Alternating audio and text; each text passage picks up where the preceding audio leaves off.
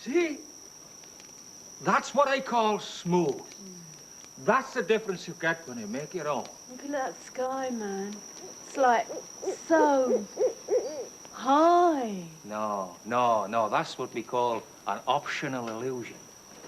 There is a concerted government conspiracy to make us all think that the sky is very, very high, when in actual fact, the actual sky is less than 15 feet above our heads. What are you saying, Bilbo?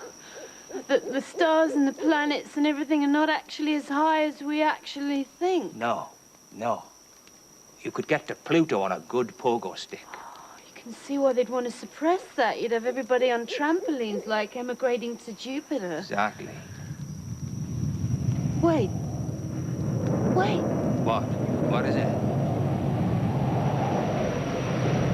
Did you hear that? No!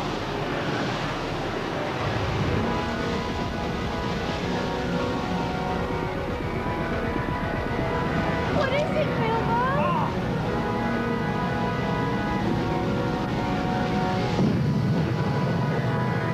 Get the camera!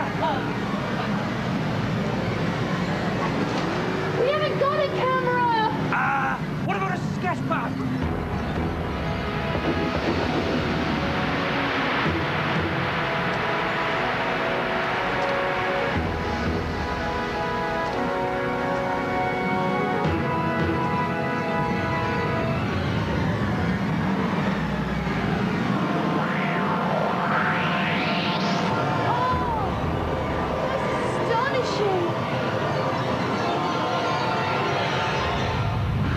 There you go, Galadriel. That is final and conclusive, irrefutable clinical evidence of the existence of extraterrestrial life.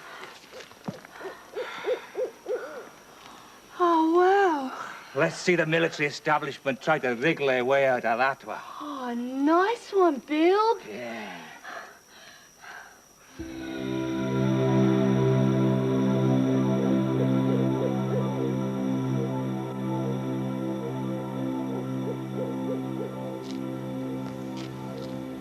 Initial objective achieved. Now locomoting to location 1. Out. Procedure late. Cadet Flynn, you are injuncted to use only Terran forms of communication from now until we are picked up by the mothership. Supervisor, our landing was witnessed. We must abort the mission. The shipboard mind radar ensures that we are only observed by low credibility individuals of minuscular intellect. In this way, we guarantee that the bulk of humankind dismiss reports of our presence here as fancification. Throatal language only. Supervisor, I believe Cadet Niven has forgotten how to do the walk thing.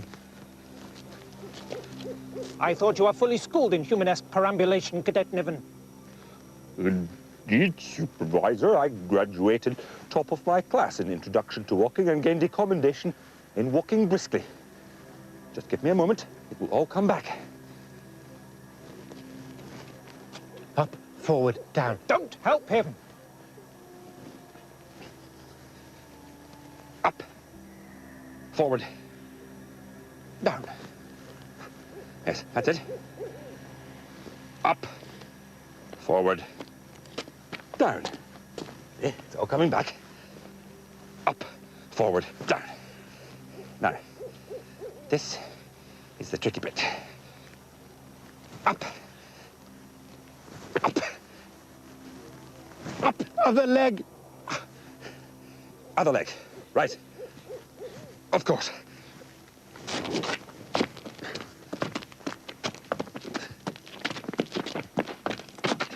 Sniper Unit B, report to Armory.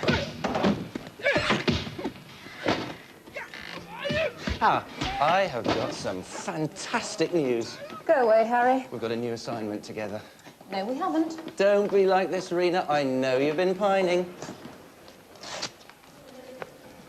I found a giant cockroach in my shower on Friday. That is the one and only time I've thought about you in 4 weeks. So, you've been thinking about me while you're naked, you cheeky little thing. I was fully clothed, and I crushed it with the heel of my boot. Okay, if you weren't thinking about me, what was this doing in the firing range? Only you, Harry, could find this a symbol of affection. Yes, what I find particularly interesting is that you uncharacteristically missed with all 5 bullets. Everyone a bullseye.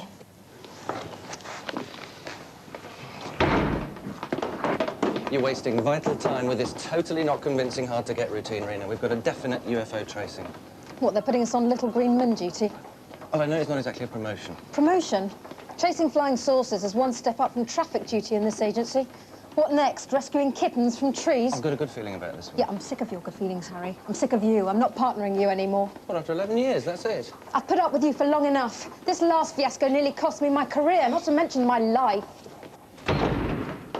You're still holding that against me, aren't you? Along with your physical incompetence, your congenital cowardice, and your obsession with imaginary illnesses. All right, I suppose I'm just imagining I've got Geraldson syndrome and that my left arm's totally shrinking. Goodbye, Harry. Have a nice life. Rena, we're on this assignment together. It's an order? From the top. Great.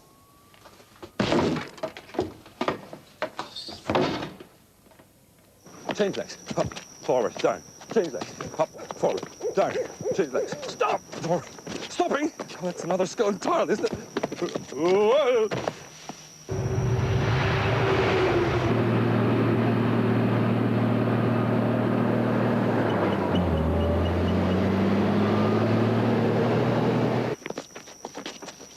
Thanks to Cadet Niven's hideously under-practiced ambulatory skills, we are now woefully short of our predicted schedule. In order to achieve our required targets, we are compelled to seek alternative and speedier transport. This will entail first-level contact with a member of the human species. That is so, and far sooner than anticipated. I volunteer, Supervisor, to conduct all concourse with any human that we encounter. I received meritorious praise for my communications fish. Skills. Yes. You will both remain silent throughout the whole duration of the contact. Observe and learn. We strike this pose to secure transport from a passing vehicle. And when the vehicle reaches visual range, we pivot the arm at the elbow, thusly.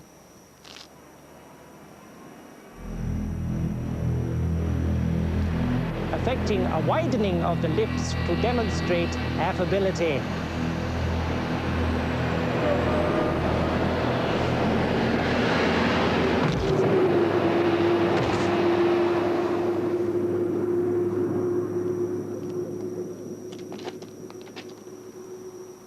How did he do that? I am unaware. Up, forward, down. Change legs. Supervisor, that was indeed an impressive display of speedy travel. Most exhilarating. May we see that again? Supervisor. Supervisor? Is something amiss? It would appear the supervisor is now demonstrating the human skill of sleeping. Well, call me a lipper pumple, but to me, that's just showing off. What now, Cadet Flynn? I am at a loss to explain the supervisor's bizarre behavior. Perhaps he is testing us. Setting us a conundrum to put us on our mettle. Then we shall not be found wanting, Cadet Niven.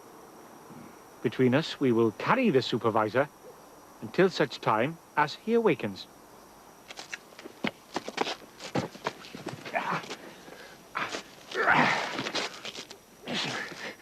And we must assume our destination lies yonderly. Cadet Flynn, unfamiliar as I am with the specifics of the human anatomy, I cannot help but observe there is something less than correct with the supervisor's current appearance. All right. There is something wrong. He's shorter somehow. Good grief. He's lost his hat. Yes, and that bit underneath it. His head. Yes, he's lost his hat and his head. Well, he must be around here somewhere.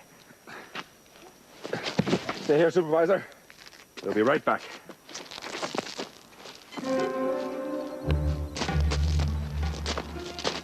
hopeless.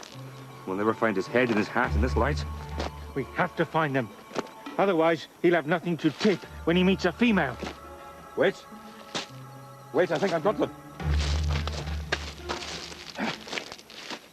Is that them? I think so. Supervisor? Is that you? Can you hear me?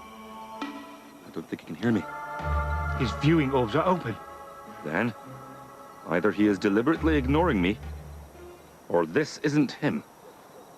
Perhaps we should keep looking around a bit. If we get the wrong head and hat by mistake, then the supervisor's going to be mad as a molten Mulambalau. These are them. I recognize the hat band.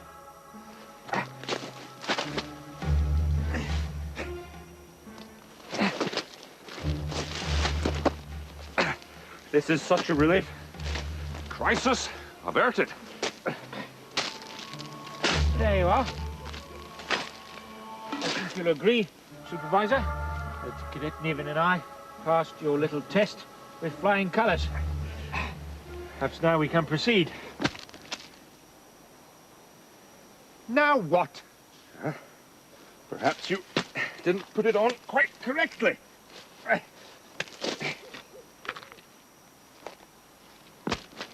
Clearly, we require some form of adhesive material in order to fix the supervisor's head on with any degree of permanency. Agreed. It would seem, therefore, we should advance to a bending establishment in order to purchase such materials. By what mode should we undertake this journey? By the supervisor's new ultra-fast procedure? Recommend we proceed utilizing the difficult yet efficacious walking method of travel until such time as sufficient vehicles are available to impel us at the required rate.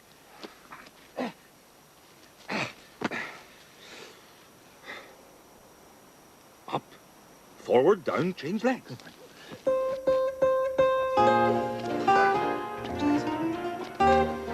Change legs. Change legs. Up. Legs. Legs.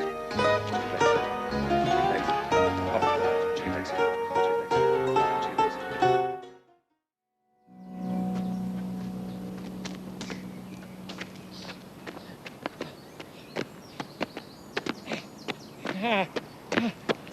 I never would have imagined adhesive material vending establishments could have occurred so rarely on a so-called civilized planet.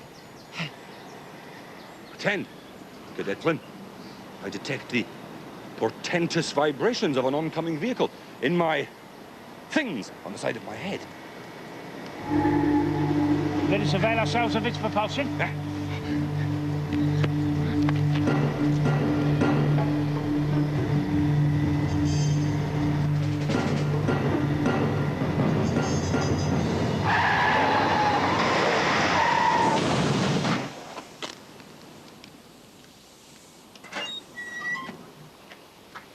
Should we tip our hats? Unnecessary. This is not a female.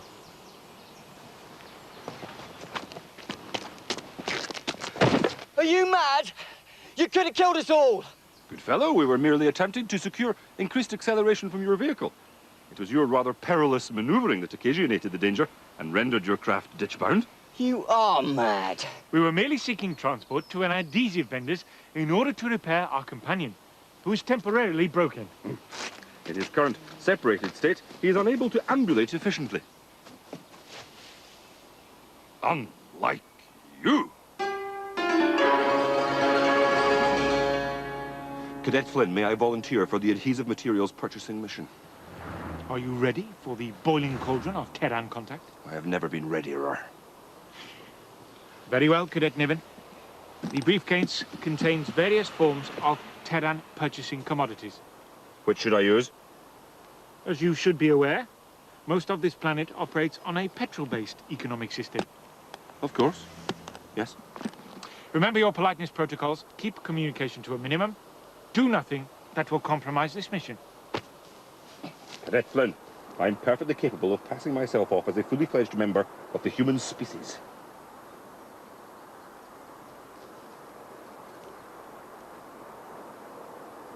Up, forward, down.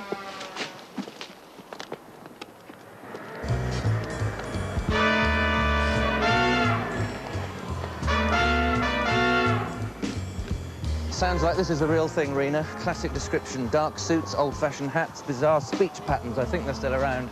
Better be around. We've got a lot of ground to make up. Well, good morning to you. Just don't screw this one up, OK?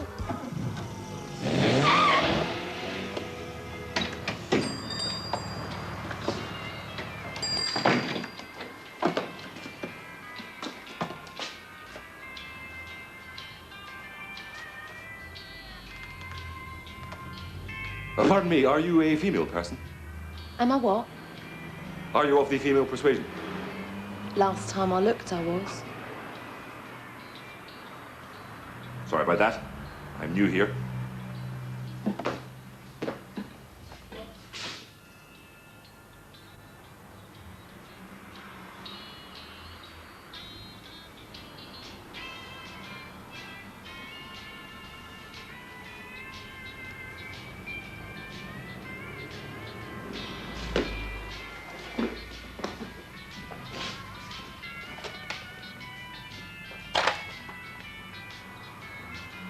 Pardon me.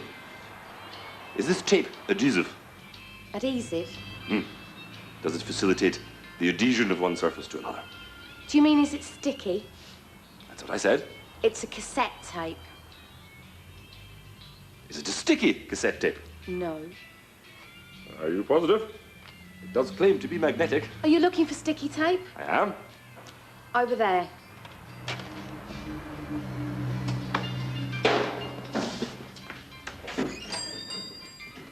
Hello, Jimmy. You were late this morning. Yeah, some idiots abandoned the truck down Traitor's Hill. Just dumped it. Keys, everything. Police are crawling all over it. Took me 20 minutes to get past. Anyone see what happened? Yeah, apparently they picked the driver up. He's renting on about 2 weirdos carrying a severed head. Sounds like one of them urban myths. Yeah, I reckon you're right. See ya. Bye. And where do you think you're going? Of course, I must complete my element of the transaction. Are you sure you'll need all this? Yes, I have a great deal of sticking to do. You're not from around here, are you? Yes, I am. Oh? Whereabouts? Same place as you, the planet Earth. And I would consider any assertion contrariwise to be a scandalous slander. I knew it was going to be one of them days. That's it, 27.55. Just say when. Look, mister, I don't know what planet you're from. Earth! I told you Earth. Either you give me some money now, or I'll scream out, and half a dozen beefy truckers will waltz right in through that door and dance the hornpipe on your spinal column. Your choice. People have such curious customs. In absolute frankliness, I'm not really in the mood for dancing. I prefer the more conventional method of payment. Now, you didn't want the petroleum. Would this be more appropriate? Or this? Look, just give me some cash. Cash. Cash? Cash. Oh, don't forget your change.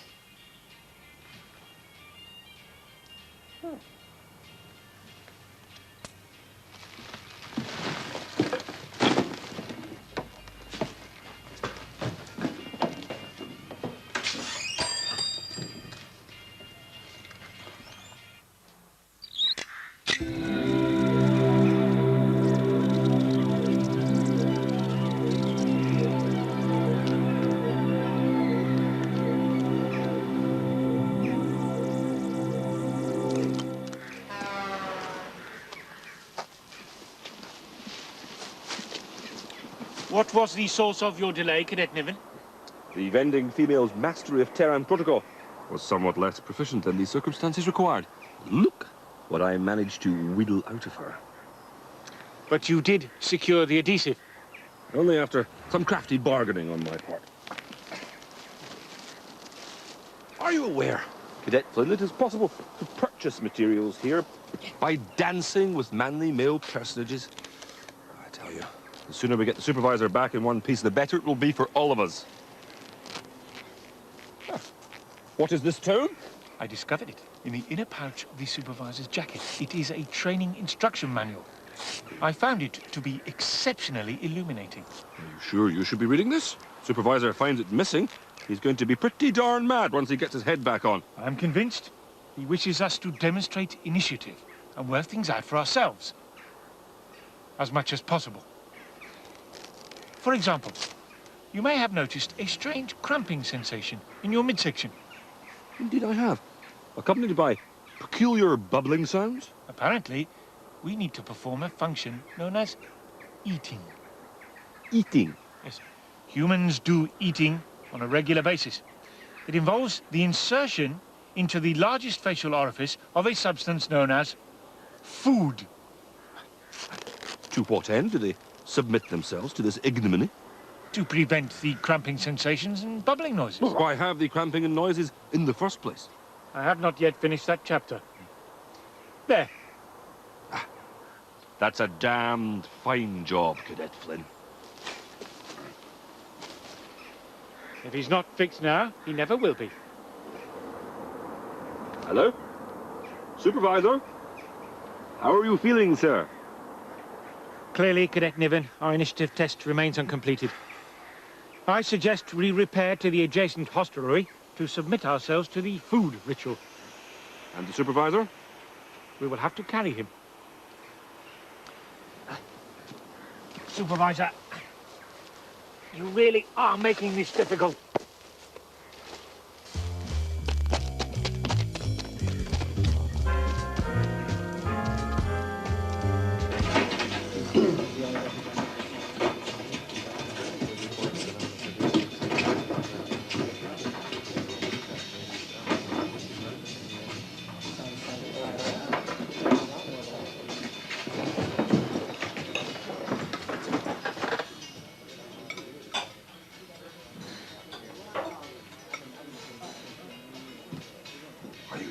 Absolutely certain that this procedure is requisite? Cadet, it is essential. I suppose, then, we must endeavour to acquire some food. Agreed.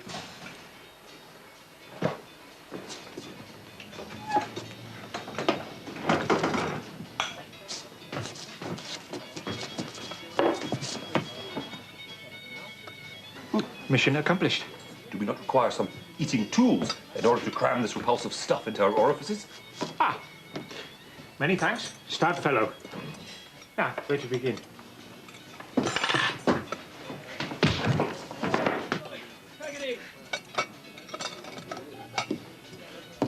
Cadet Flynn, you appear to have a thick, red, glutinous substance emanating from the holes in your midfacial protuberance. Correct, Cadet Niven. I am leaking. These humans seem to require endless reams of adhesive tape. Are you gentlemen intending to eat or fight? Eat. Yeah? Eat what? Food. Just what I need, a couple of comedians. I beg your pardon, we are not from Comedia, nor any other planet in the Glaxus system. We are from Earth. What's the matter with your friend? Nothing. Looks pretty sick to me. He'll be fine once he has masticated some food. So what'll it be, full breakfast? I think, given our inexperience at this ritual, we had best start with half breakfast. Cadet Niven? Agreed. 3 half breakfast. Comedians. Spook. He is evinced we're from another planet. I think not. We have been thoroughly scrupulous in our deception. Tape, please. I doubt anyone even suspects we are anything other than regular citizens.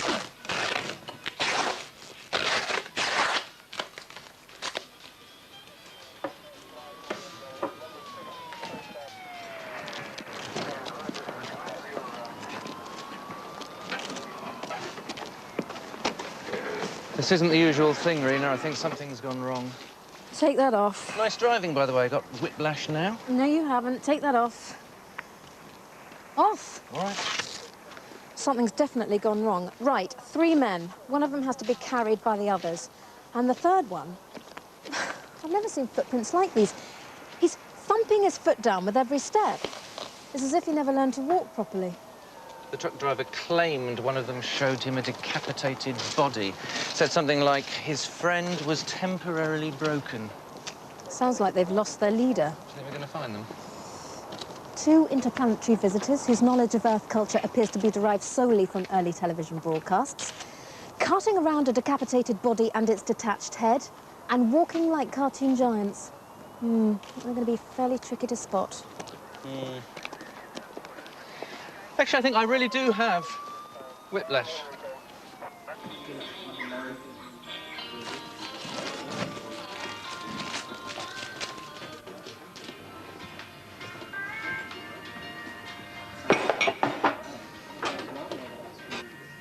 Food?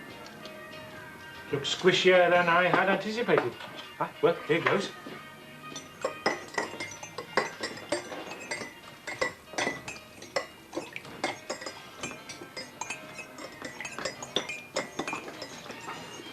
This is a lot trickier than I'd first imagined.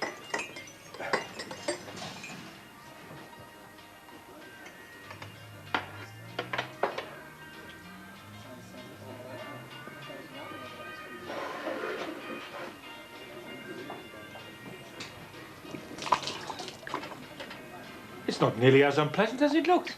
Right, the temperature is slightly higher than I'd anticipated, but not disturbingly so. Supervisor, would you like some?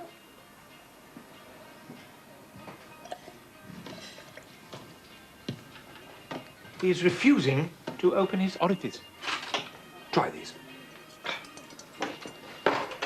Now, Supervisor, don't be stubborn. Really, these Terran adhesive materials leave a great deal to be desired. Must have rolled away.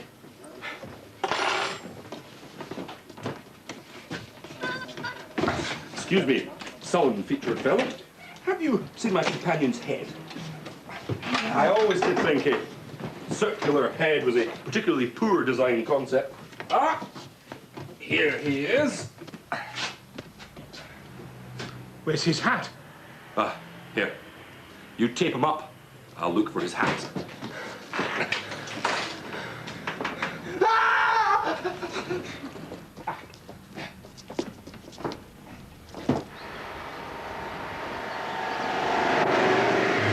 They can't have gone too far.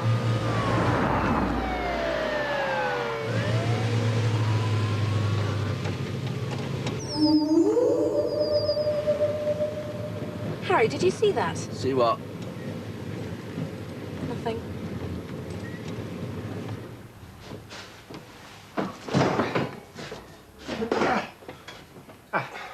There, now perhaps we can conclude this eating business with some calm dignity.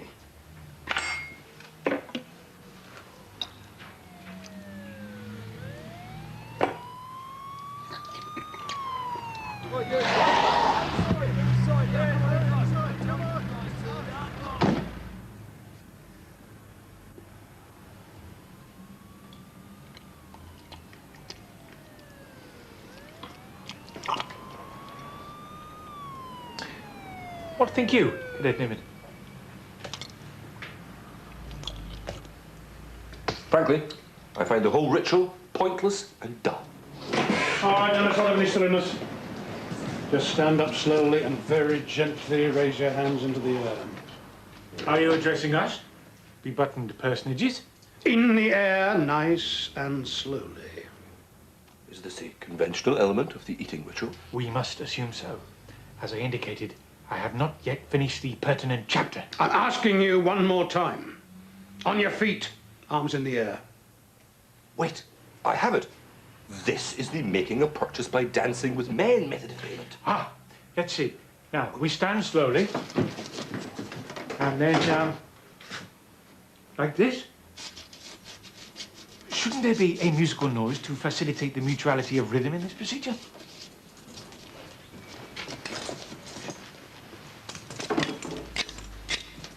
That wasn't so hard, was it? No. It was childishly easy. What are these for? Gifts. Splendid love offerings. This is so embarrassing. I'm afraid we have no trinkets or bracelets to offer in exchange. Ah. please accept this as a token of returned fondness. Put it down, son. You don't want to play rough with me. On the contrary, I'm prepared to play with you any game you wish, provided you explain fully the rules and objectives beforehand. Stop! Hold it right there, Sergeant.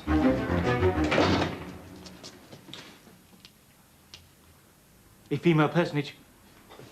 I can't reach my hat. Try. Try! What's your problem? You're letting these men go. Oh, am I? Show 'em a badge, Harry. It's a badge. Which badge? All of them. Take your pick, Sergeant. Okay, I'm impressed. If you want them, take them. Take them. Get the restraints off. You wouldn't like to tell me what's going on here? You don't know because you never saw it. All right. He's taken my bracelets. Love is such a fleeting thing. I know it's only a tiny point, but what about the rotting corpse in the corner there? You didn't see him either. Not even a clue. It didn't happen, or you end your career on a bicycle.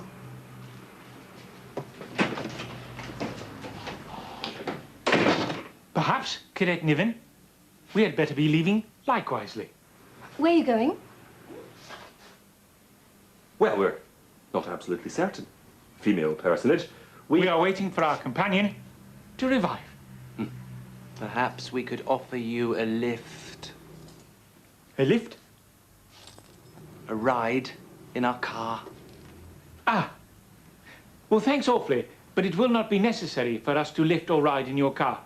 But it would be helpful if you would drive quickly towards us and shunt us along for a while. I think you'll find it even more comfortable inside.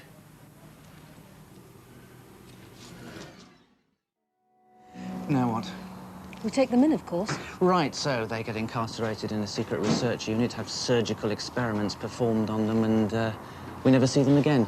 Or we let them go and follow them, find out what they're about firsthand for ourselves. Right. Well, I prefer that let's keep our lives option presented by choice one. Come on, Rena. All my life I've dreamed of this. We've got two of them, live ones. I mean, look at them, hardly likely to escape. You know, this is the only chance we've got to learn from them, where they're from, what they're doing here. Sooner or later, their friends are going to come looking for them. Right, think of that. A close encounter with an alien ship. OK, Harry, a small and piddling detail. What if they're the vanguard of an alien invasion fleet? Call me a cockeyed optimist, but I think the planet Earth's going to be safe enough. You think too much, Harry.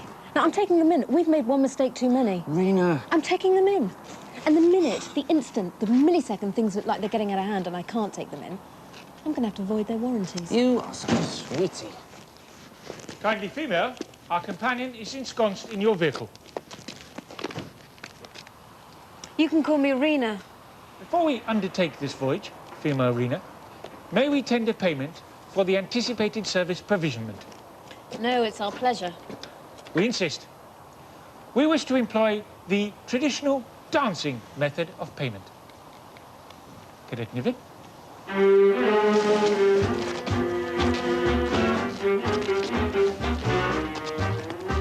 Get in the car.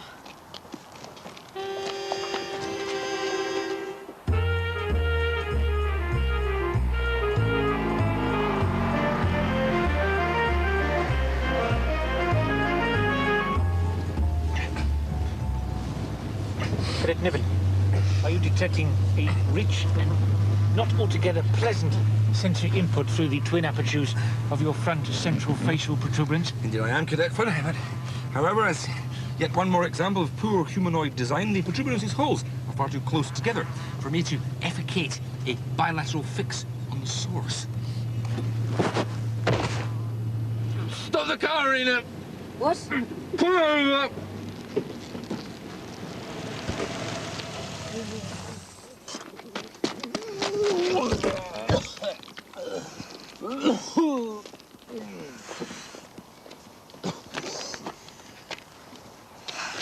I'm okay. It's ripe, all right. Ripe, he's humming like a barbershop quartet. I think we should call in, get a backup truck or something. I don't think they'd stand for being separated from that fragrant companion. Oh, come on. They must have noticed he's a little bit dead. Oh, now what? Hang on a minute. What are you doing? Good female personage with the epithet Rena. We thank you heartily for the use of your transport. However, we are of the opinion that our journey might best be concluded via bipedal propulsion. You're miles from anywhere. We have no wish to insult your hospitality, but the atmospheric standards in your land vehicle are fast plummeting towards a standard far below those of life support minima. You're talking about the smell, right? You noticed it too.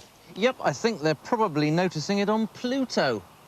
You see, the thing is, the unpleasant perfumes coming from your friend there. Odour-mortified flesh.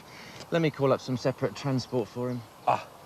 Now, in his current condition, our fragrant friend has a slightly reduced capacity to fend for himself. We must therefore decline your considerate offer. If you would, however, be so kind as to give us a good shunt, we'll be on our way. Back in the car. Rena, that's not the way. It's my way, Harry. Now, nice and easy, fellas.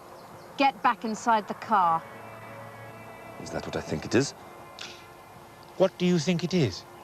A banana. No, Cadet Niven, it is not a banana. It is not even a member of the fruit family. It is what we humans call a gat. Let's go. Now, if I remember correctly, the correct procedure is to raise the arms thusly. Correct? And then we say, easy, sister. A dame could get plenty hurt playing with grown-up toys. Easy, sister. Put your hands down. No one's going to get hurt here. Now just pick up your friend and get back inside the car. Perhaps we have been unconsciously ambiguous. Much as we have enjoyed your company, we feel that we would now go our separate ways. Ah! Now I see. You are threatening us, yes? I am, yeah. Come, Cadet Niven. She must be a very lonely person. Rena, you really should think about getting in touch with your inner warrior. And you really should think about spending less time with your inner ballerina. I'm sorry it had to be this way. I share your regret, female one. Unfortunately, our directives, in the case of detection, are utterly unambiguous. Cadet Niven, please withdraw the supervisor. What is that thing as a matter of interest? What are you, a bimblepoose? It is a raygun. Right, that's what I thought it was. Do you think it actually does anything? I'm not sure I want to find out.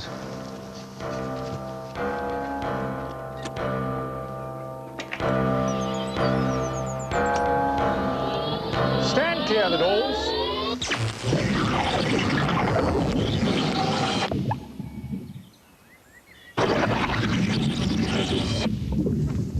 Where'd they go?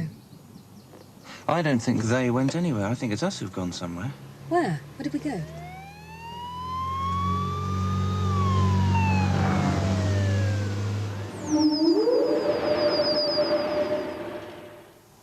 Wait a minute, Rena, they've sent us back in time.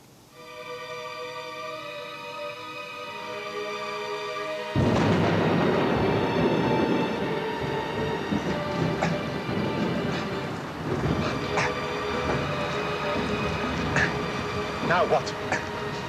What is this fiercely trajectionalized liquid? I can only assume that it is a Terran equivalent of our own precipitation. Are you suggesting that on this bizarre planet, the rain never falls upwards? Perverse, I agree, but we must assume that is the case. Now let us seek shelter.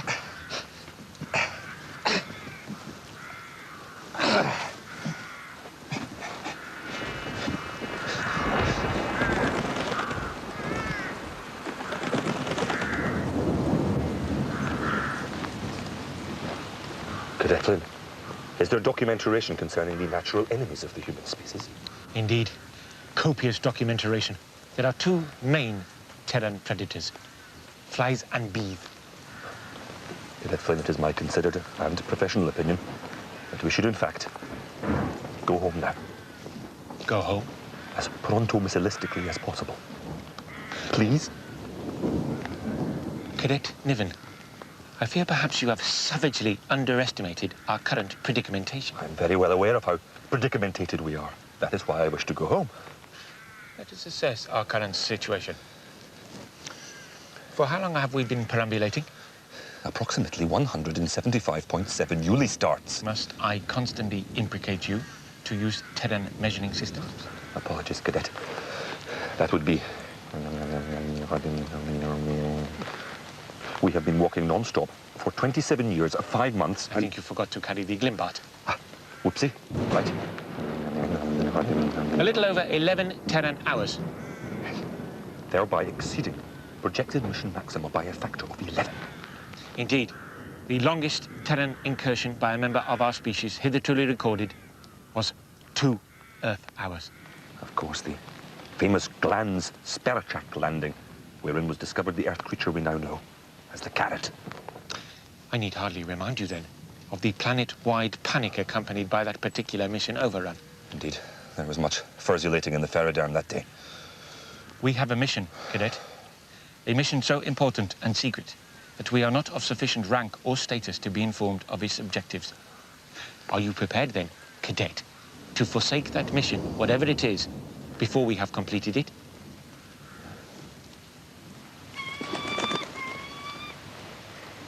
It's tempting. Well, I am not. Has the supervisor shown any signs yet of reviving? Not a peep.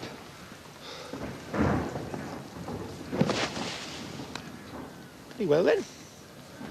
Until the supervisor desists from his infuriating policy of non-cooperation, we must lie low and comply with Terran behavioral patterns. What do you say? We're staying here? We must set ourselves up in human domiciles and act as fully-fledged Terrans? Establish ourselves in a mated unit, get a job in an office abode and iterate the phrase, "Honey, I'm home," daily? Acquire offspring? Perform hoedowns and clam bakes with alarming regularity?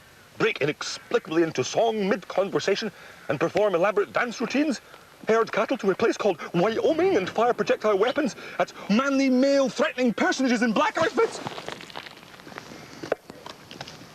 Thank you. Cadet Niven, the longer our sojourn on this planet continues, the more I become convinced that your command of its procedures and conventions is wretchedly inadequate.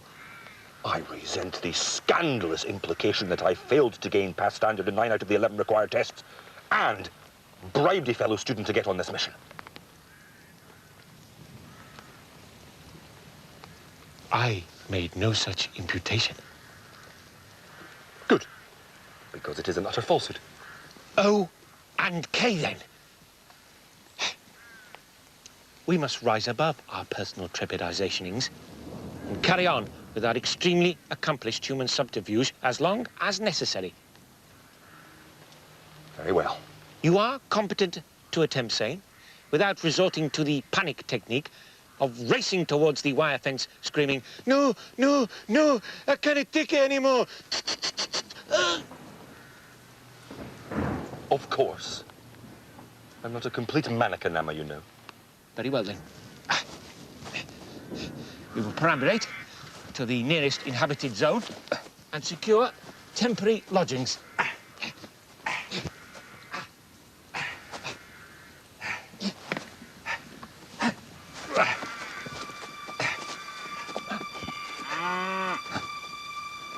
Just flies and bees? Yes, flies and bees, and possibly Nazi U-boat commanders.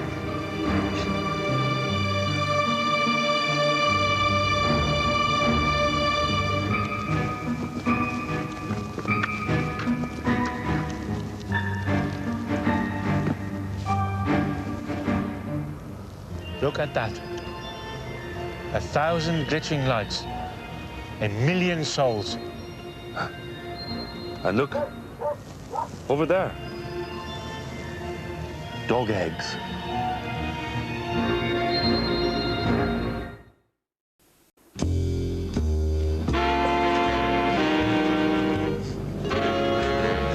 Cadet Niven, are you experiencing a strange leadening in the tendril extremities, coupled with the sensation of increased gravitational pull on the covers of your visual orbs? Affirmative. Conclusion. We are experiencing a human condition known as fatigue, the prescribed remedial activity for which is... To counter fatigue, we place our left hand on the female's breast and invite her to submit to the mating ritual. No. All right, all right. I forgot the flowers and box of chocolates.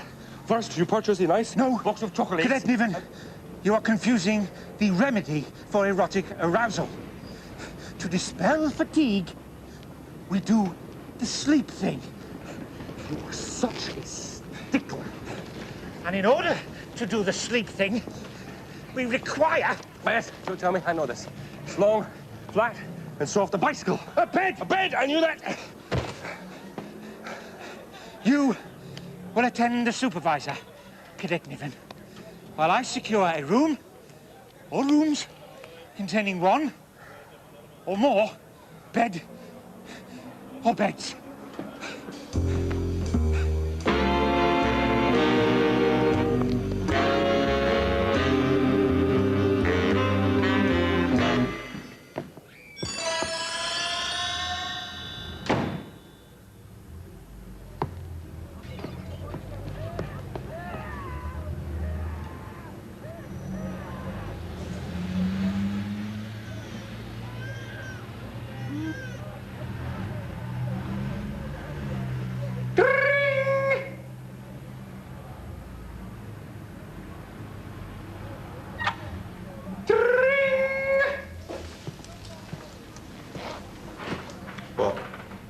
You are a man, correct? I'm what? You are a manly male personage, in my opinion. Is that right? Indeedy. Therefore, the hat gesture would be superfluous. Look, friend, I'm a busy man. I seek the temporary sanctuary of a room. I understand you are prepared to hire your spare ones. How long? How long? I would estimate at least 10 feet. How long do you want it for?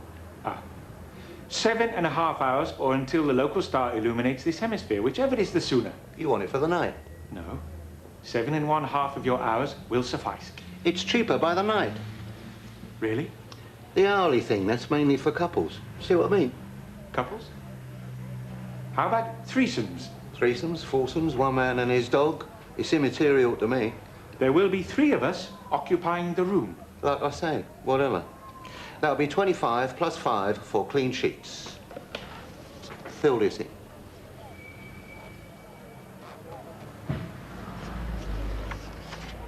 Begging your pardon, good proprietor. It would take several hours to complete this book.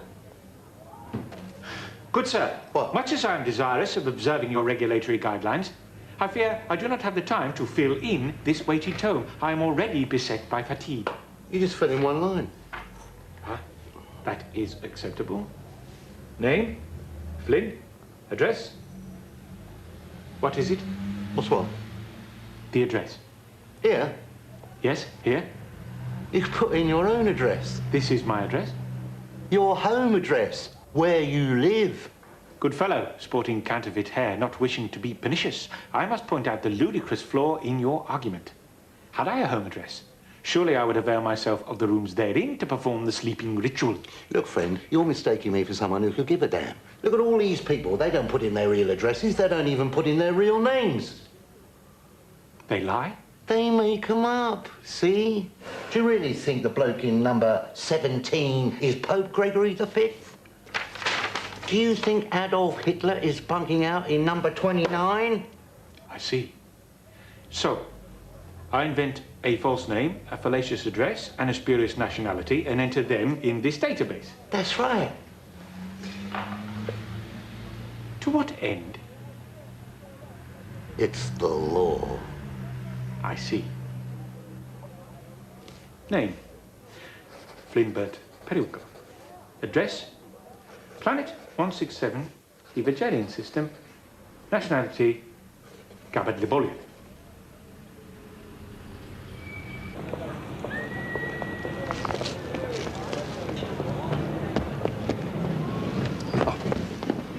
Have you secured a sleeping receptacle? Yes. With, I may say, a chillingly impressive display of pseudo-humanoidity. The next phase of the transaction requires us to view and approve the premises. I suggest we do so without the supervisor's company. Are you sure? His appearance seems to disturb the humanoids, especially when his head comes off. Good point. Where shall I put him? Just leave him here. Will he be safe? Think the supervisor can take care of himself? Cadet Niven? Nevertheless, I'd feel more comfortable if you were sheltered from the elements.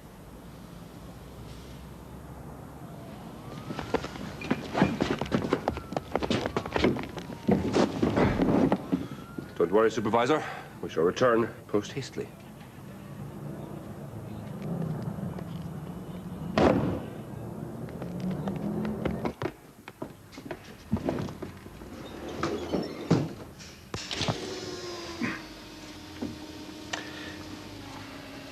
Well, Cadet Niven?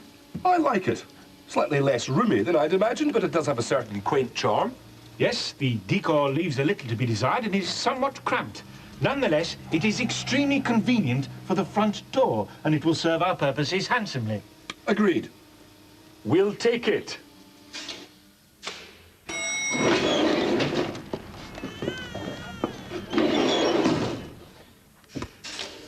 Good grief.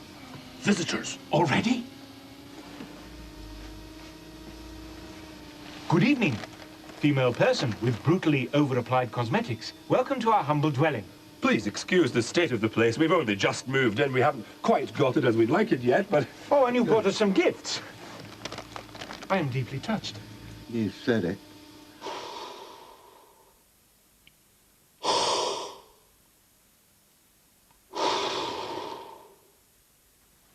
This is the executive twin suite. It's a little more expensive than the other rooms, but I can see you are men of good taste. Excellent. Yes. It is even more spacious than the moving room you showed us earlier. Oh, yes. I think I prefer this one in every department. Look, it even has 2 bicycles. Beds. Absolutely. Like I say, every state-of-the-art convenience. Incredible. A box with another box inside it. Of course, these executive extras don't come cheap. What then is the fee, good fellow? Well, luxury like this, I'll be stealing from myself if I let you have it for less than 150. That is acceptable. Plus another 50 if you want the TV remote control. Your fairness is equalled only by the unbearable foulness of your oral aroma.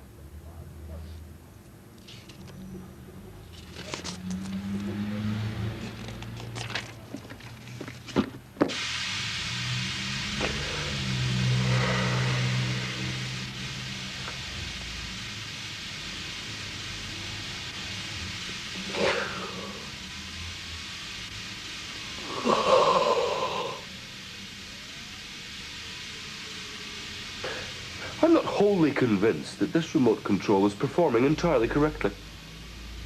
Perhaps it's just a question of technique. Here, let me try. There, I think that's better.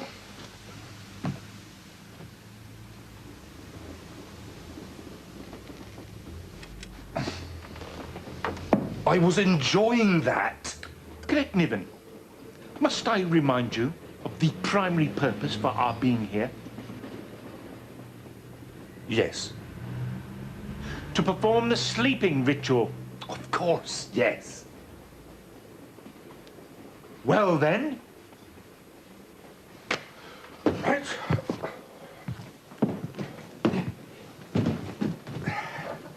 Right. Let's see. Adopt prone position. Oh, of course.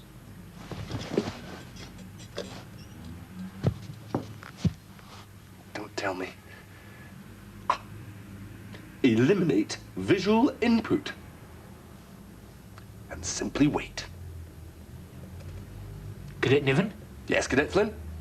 Have you achieved sleep yet? I'm so completely asleep, I feel I may never awaken. Excellent. I will fetch a supervisor, and we will join you in the sleeping ritual.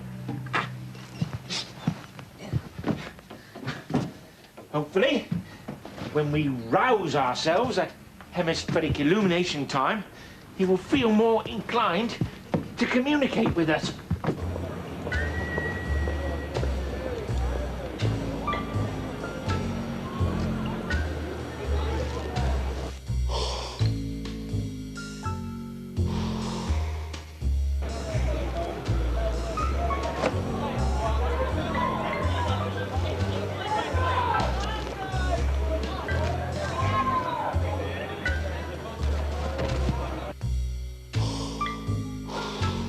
It's okay. It's just taken the hat. Perhaps one of us should go down, preferably you.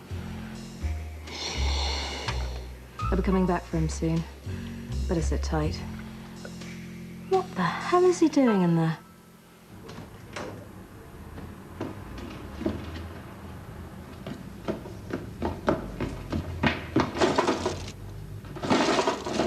Damn it. The moving room is locked. Well, if the Gallywell won't come to the bunky poop.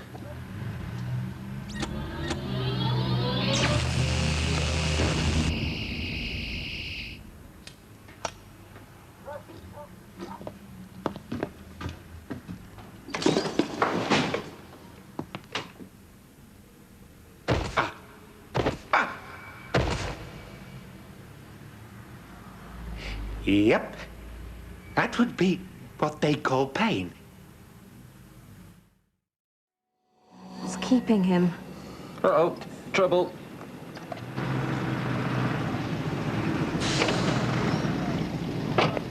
No, it's one of ours. I ordered it while you were checking us in. Do you think this is wise? I mean, if we steal their dead friend, they could go bananas with that raygun thing. And I, for one, do not want to spend the rest of eternity reliving the past 12 hours in various permutations with you. Nothing personal. They won't connect it with us. I mean, let's face it, Harry, they're not the brightest of life forms. Otherwise, they wouldn't have sent us back in time so that we could track them. I mean, that is so dumb.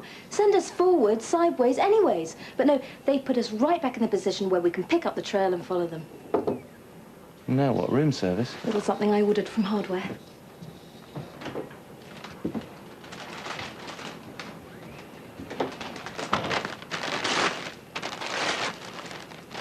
Little something, right?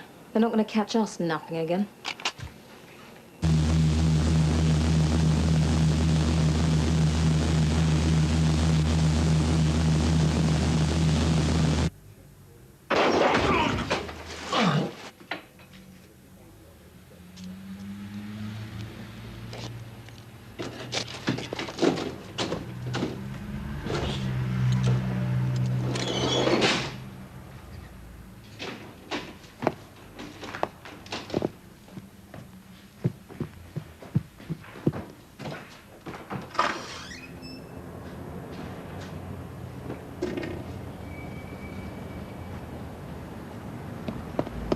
You know what? Maybe I don't need disciplining quite as much as I thought. Some other time.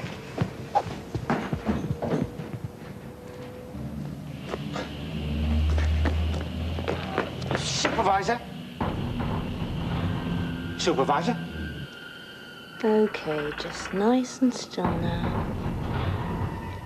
You are being most incommodifying. That's it, just half a second.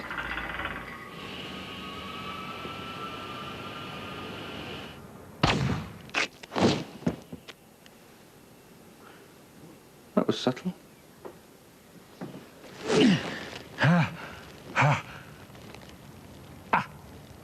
There you are, you old flambernickel. Is it working? Yep, loud and clear. We going? You're going to miss this post-mortem? Because I'm not. Technically, we should call for backup. No one is sharing this one, Harry. This is our ticket to redemption. That baby can pinpoint them to the nearest 18 inches. They don't turn over in bed without we know it. What is that you're breathing exactly? Air. Any particular reason for that? Just a precaution. I mean, this is exactly the sort of area where they try out new viral strains. God only knows what they put in the atmosphere here. Harry, we are they. All right, God only knows what we've put in the atmosphere here.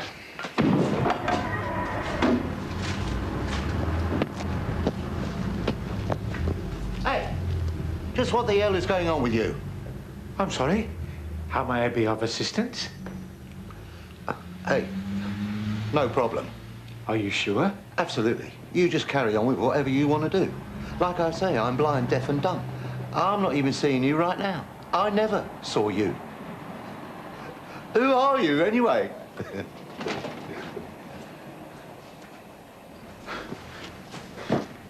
The more I encounter these earthoids, the more I fear that they are insane to the point of desperation.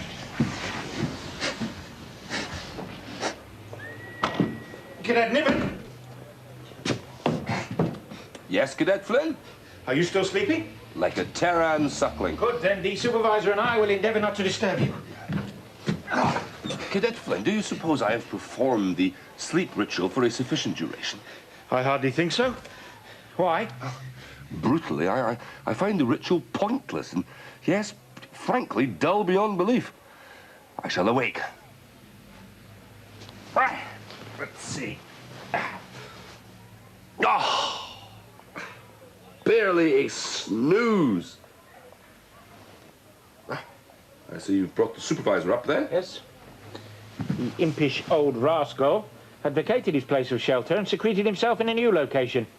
But he'll have to get up earlier than that to pull the sheep's detritus over my visual input unit. Cadet Flynn, is there not something amiss with the supervisor's appearance? Spoot! I forgot his hat. Yes, and that long underhead piece. Ah. His body. Yes, I deliberately left that down there on purpose. For you to fetch. In order to test you. I see. Back in a minute to look.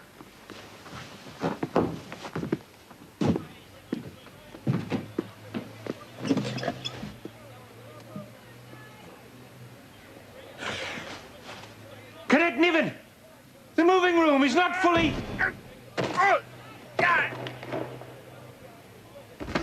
operational. All right, Harry, you don't ask him about any of your imaginary illnesses, okay? And what about my beveled head? No. It's not imaginary, just feel it. No. A beveled head is not normal. All right. Where did you get this from? You know we can't tell you. So is it non-human? Well, that's what's curious. You see, most of him, yes, perfectly human-esque. Pass any scrutiny, but round here, around the neck. The tissue that's been dead the longest. It's not even animal. Not animal? What's that mean? The tissue's changing slowly. It's as if it's been genetically altered to mimic human tissue and is slowly reverting. Reverting to what? Look, I'm not going on the record with this. There is no record. We were never here. Good. Because I have a reputation which will be utterly trashed if I came out and admitted that every test I've run indicates that this gentleman is, in fact, some sort of vegetable.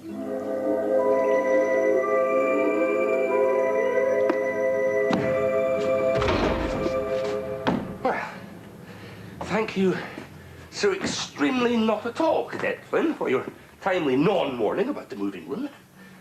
Had the greasy proprietor not been effecting repairs at the appropriate moment, I would have had nothing to cushion the impetus of my downward trajectory. Cadet Flynn? Oh, no, this is too much. Cadet Flynn? Revive and emote. Revive and emote. What? Who's bifurcating the flange of this Gitavidon? Concern, concern! Get that fertilizer away from me, you somnambulistic abilism. Cadet Flynn? Wow. For a moment back there, I seem to have accessed some kind of bizarre alternative reality, where the physical laws of the known universe no longer apply. I was temporarily under the illusion I was being chased along an infinite rubber walkway by an axe-wielding giant potato. Cadet, terrible news. We've lost the remainder of the supervisor. Lost him? Gone. Utterly and without trace. How is he going to pass himself off as a native of this planet without a hat to tip to females? We have several replacement hats in the briefcase. Really? Thank Blanderpip. For a moment there, I thought the entire mission was compromised. We're not out of the unspoiled timberland yet, Cadet Niven. Finding a replacement body is a different matter entirely. But fear not. With a little luck and a lot of water, we'll soon have the supervisor looking as good as new.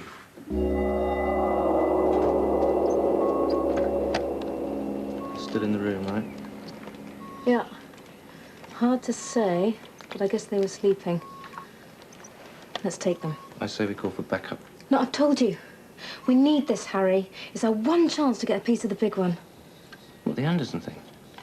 The Anderson thing. Wow. Okay, well, at least we should choose our moment. When would that moment be, Sweetums? Moment when you're somewhere else? A moment when they're separated from that raygun. I've been awake for 36 hours out of the last 24, and I don't think I could survive another blast back to the past without some rest. All right. I suppose it's close enough to standard procedure. We'll wait till one of them leaves the room and take them separately. I'll take the first watch. You can get your beauty sleep. Okay, sure. What? Just wonder what vegetables dream about.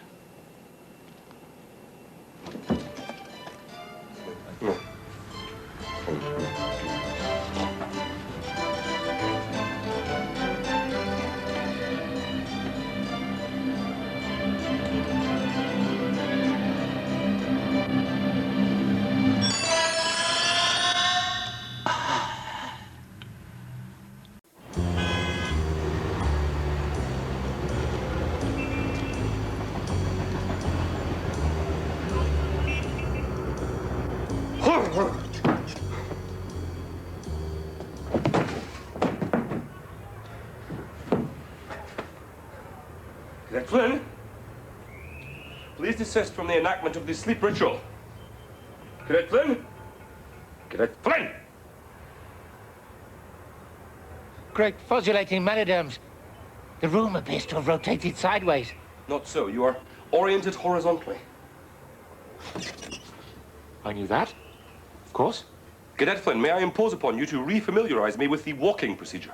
That really shouldn't be necessary, Cadet Niven. Perambulation ought to be second nature to you by now.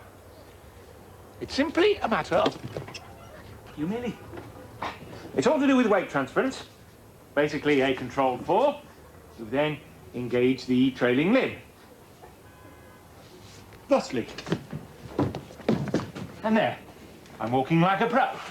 I shall attempt the procedure momentarily.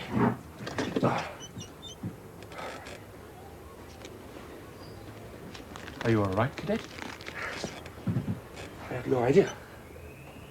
Is it all right, for instance, to completely lose awareness during the resting ritual and experience frighteningly realistic hallucinatory fantasies involving gigantic fruit? Yes. That is perfectly normal. And is it all right to suddenly have acquired a pole-like appendage at the base of the torso? You've acquired an additional appendage? Ugly-looking brute it is, too. That certainly does not look normal, Cadet. Perhaps I should consider pruning it. I think that is for the best, yes. I believe there are a pair of secateurs in the briefcase. Secateurs? I think you're going to need gelignite. Do hurry, Cadet, please. I can't stand to have this throbbing monstrosity anywhere near me. Are you all right, Supervisor? Has he started sprouting yet? Hard to say. I don't want to probe around in the soil and disturb any new shoots. Is he looking any better? I think he's looking quite perky. Well, he'd better be. We need to finish our assignments here and get off this planet pronto-listically. I don't think I could stand another session of the sleep business.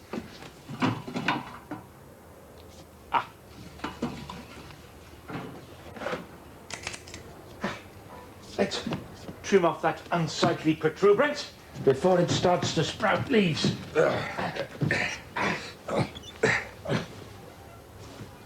Would you believe it? The darn thing's gone. Gone?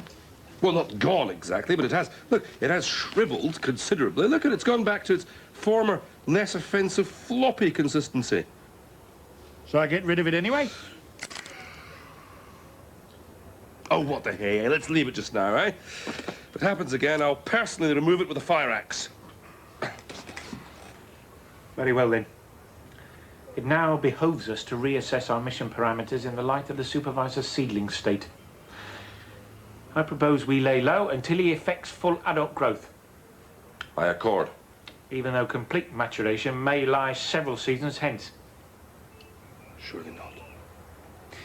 It is a plausibility we must consider. Our only valid alternative is to attempt to achieve the rescue rendezvous point, denied his assistance. Are we sufficiently competent to try? We've done pretty well so far, don't you think? Almost a full planetary orbit without detection. I think we may permit ourselves a small striking motion to the upper part of our spinal sections.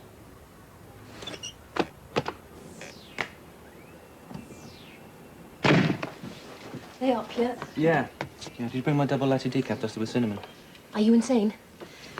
What are they talking about? Hard to keep track. They veer between discussing the feasibility of growing human heads in soil and castration as a cure for the early morning erections. That's something you've got in common with them already. Harry, why are you running a package scanner over your head? I'm electroencephalographing my brain. You never know when a hemorrhage might strike. You're sick. That's what I keep trying to tell you. Hang on. I think they're on the move. In that case, I say we go. We're agreed then. We will gather our things.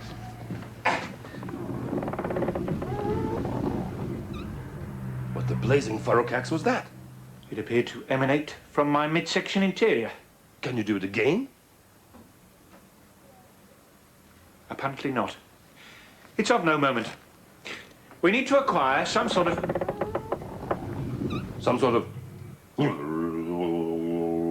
Stand back, cadet. I'm afraid I'm going to explode. That would be most importune. What with the supervisor out of commission, we can hardly... Jumping Javanaport. I'm about to explode myself. Don't worry, Cadet Niven. It's probably a perfectly normal function of these infernal bodies. Not trying to tell me that humans detonate on a regular basis? It's not beyond the bounds of conceivability. Whoops. Here I go. I'm about to blow. Stand clear, this could get messy.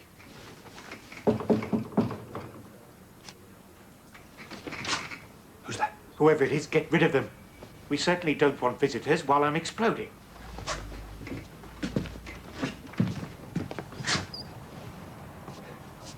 Who's there?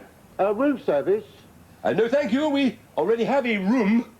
No, it's like breakfast. It is the proprietor. He bears the accoutrements for the eating ritual. Send him away, damn it. May arouse suspicion. Very well, then. Just don't let him in.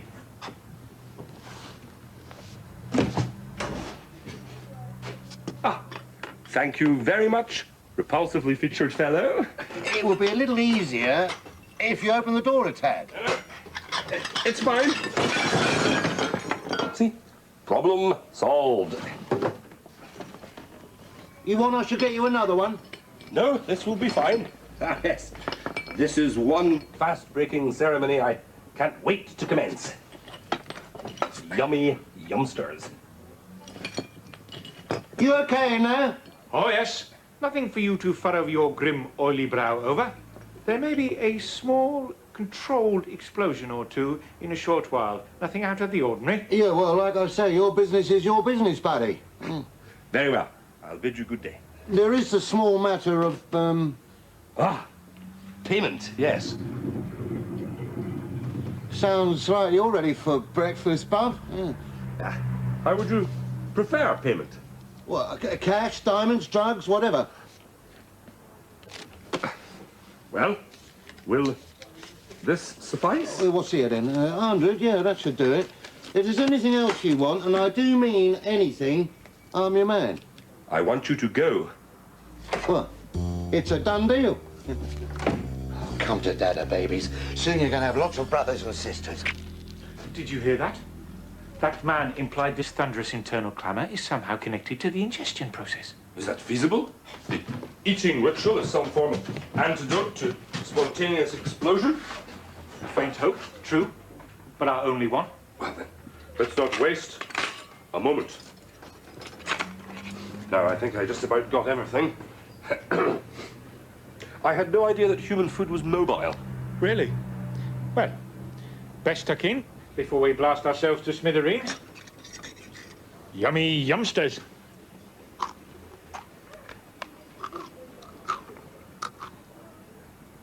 What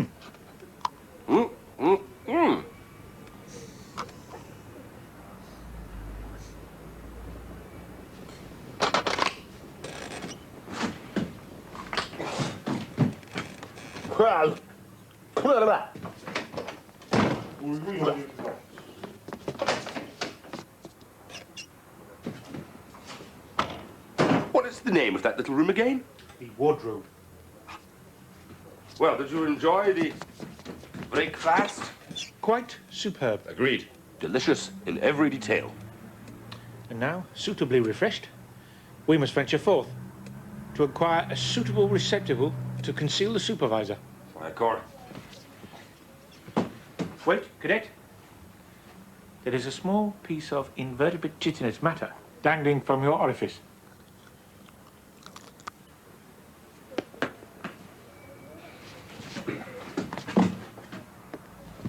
Uh-oh. They're moving all right. Where are you going? I'm tailing them. Well, if they spot you? They won't. I'm good at my job, remember? Right. Only last time you were being good at your job, you got us both blown away with an atomic blaster raygun into the middle of yesterday, remember? Okay, so I don't want you ever to mention being blown back in time. Understand? I have a reputation for sanity, which I'd like to keep. You can stay here, Harry, if you're terribly afraid. Carry on x-raying your brain. Why is there no term for the female equivalent of macho arsehole? Wait a minute, Luke. Should we be leaving him here alone? I'm sure the supervisor is more than capable of looking after himself. At the first whiff of danger, wham! He will spring into action, like a coiled gazillapod. Nonetheless, in the interest of mission security, I shall take secondary precautions. As will I.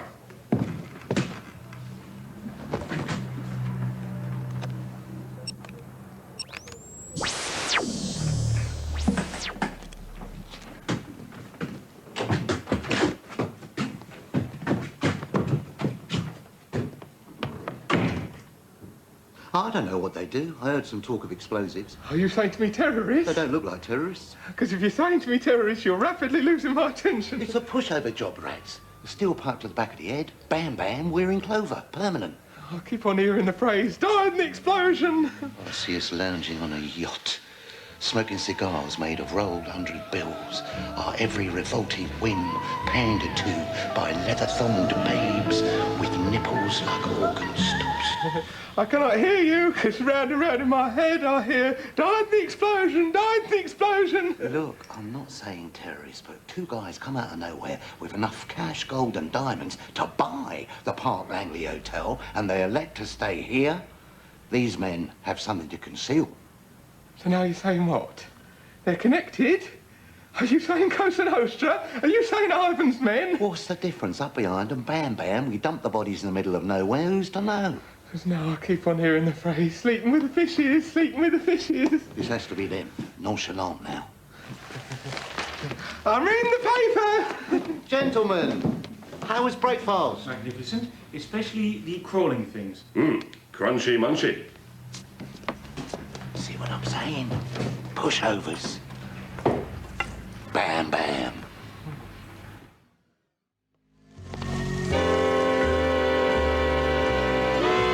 Female personages.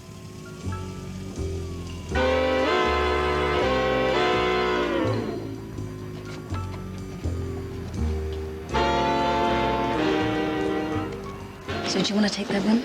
You want me to take their room? Oh, there's a chance you might find the odd alien artifact, knick-knack, don't you think? Possibly a small device which may advance human scientific knowledge by a century or two. Worth a little poke around, wouldn't you say?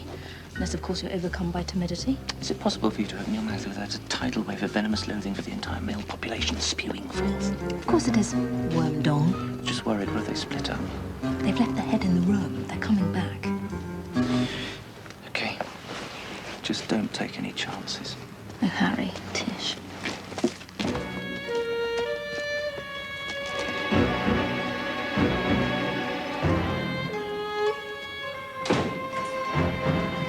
Coming up. Are you going up? Certainly.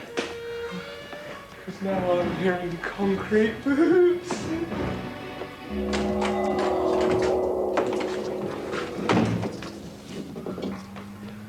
We saw 2 of them leave, am I right? There's another one in there. He must have skinned up the drain pipe or something. Oh, that's too bad. No, it's good.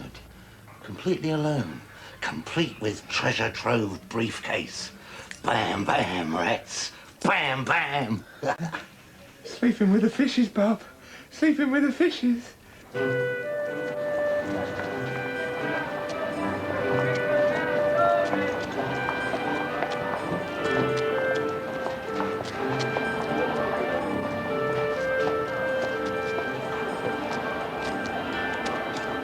Good grief, what are you doing here, Tharg? What impedes your propulsion, Cadet? 3.5 million spondics from home. And would you believe it, we bump into Tharg Nimble. That is not Tharg Nimble. Well, if it's not Tharg, he's cloned from the same mother stem.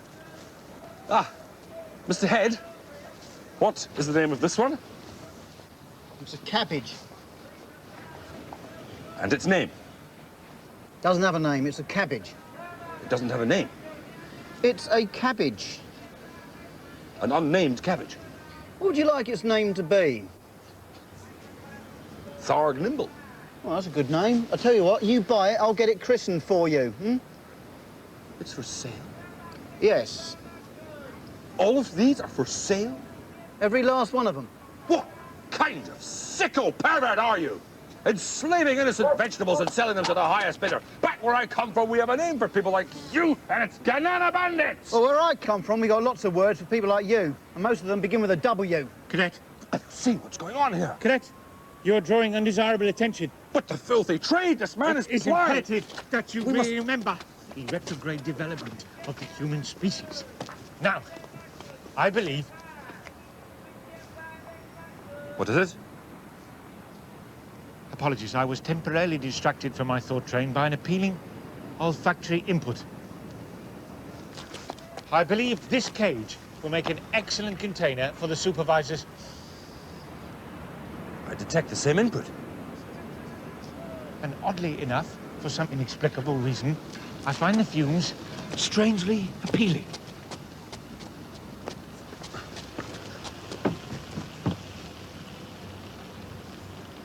Did that?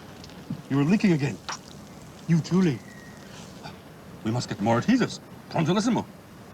I believe the leakages are in some way connected to the fumes. And the fumes emanate thensely.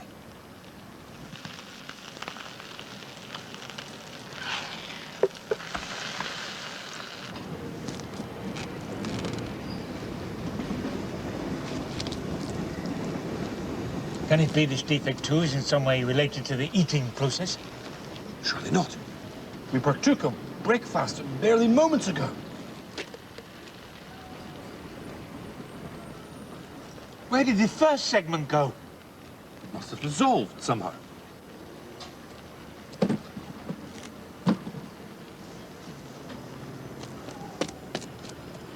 Great thumbs up buns! That's it! What? Follow me.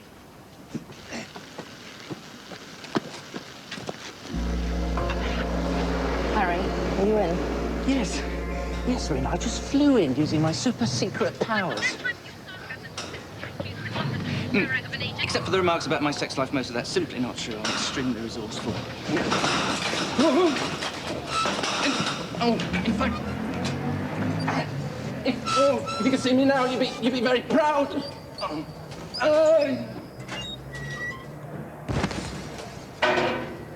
Very proud indeed.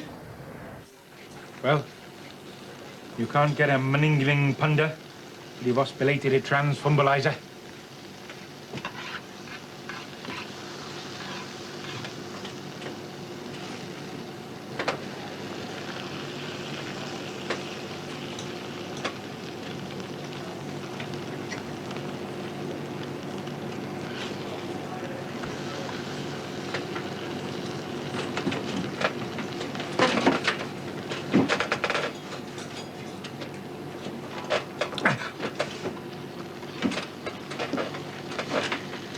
I did it!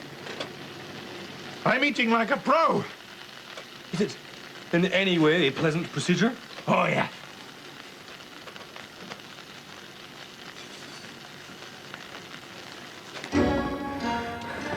Listen, Bub, I'm a lot less than 100% confident in my role in your little playlet here. What role? You go in offering a sandwich, I'm in behind you, bam, bam. What's the problem with that? Oh, the part where his brains are decorating my shoes in a forensic evidence kind of way. So now you're squeamish? No, don't get me wrong. I don't have a problem with violently beating people to a pulp, as long as they're elderly or otherwise weak and frail. No, but this is a big, healthy guy in there. Plus, he could be some kind of professional assassin. You know, what if he hears us? What if you miss? What if he gains control of the situation and puts both our heads in a vice until our eyeballs pop out? Rats, I've encountered these guys. They're pussycats. Trust me.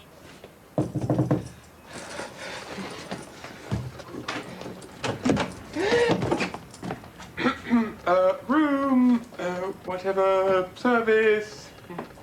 I've got a sandwich for you here. It's on the house. I think it's cheese, but could be chicken or ham. Oh, I've dribbled a little sweat on it. Don't worry, we won't charge you any extra for that. Enjoy.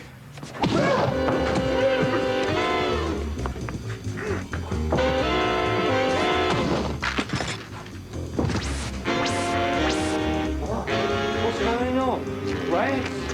Rats, you okay? Oh, quite rats. It's your teeth. I'm so sorry, buddy. Oh, rats, your face. What have I done?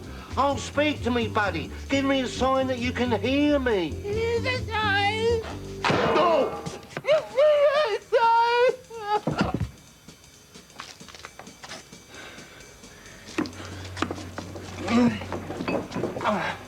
Reno, we have a problem. An unscheduled and very messy civilian incursion. I think you should notify our cleaning service. Oh! Ow! Oh, this is disgusting. People's teeth all over the floor here, like gravel. And one very interesting device. It's an extremely sophisticated... Rena. Rena!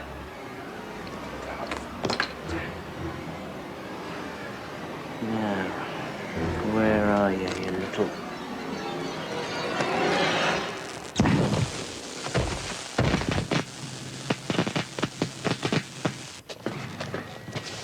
I'm experiencing yet another uncomfortable sensation in my midsection. Likewise, Cadet. Can it be that we are in further need of foodstuffs? Well, I wouldn't put it past us. Shall we?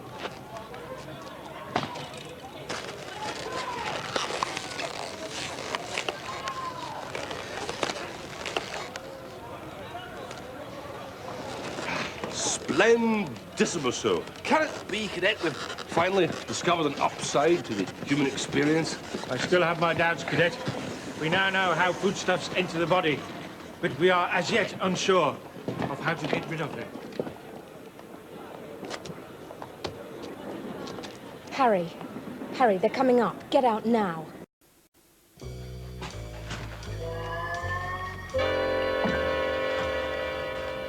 Is everything as we left it, Cadet Niven? It appears so, Cadet Flynn. Nothing out of the ordinary here. Outstanding. It is imperative that nothing compromises the mission at this stage.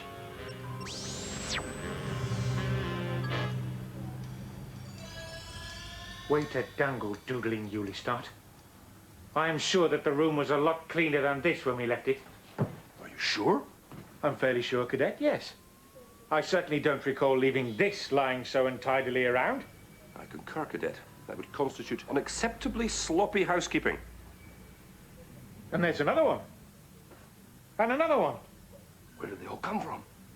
Perhaps there's a leak. Or they blew in through that window? Then I shall shut it forthwithly.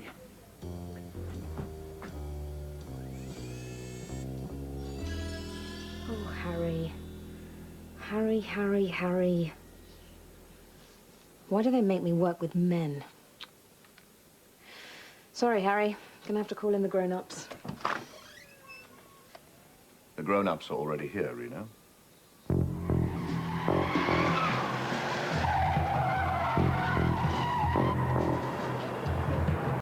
There are no personages in the entire building. We'll just have to tidy up ourselves. Darn, these things are weighty. Must have been one heck of a breeze that blew them in here.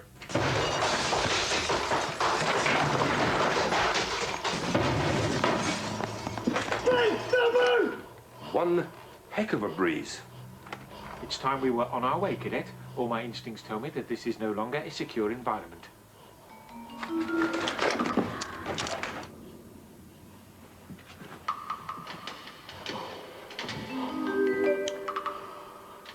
All right, Cadet Niven.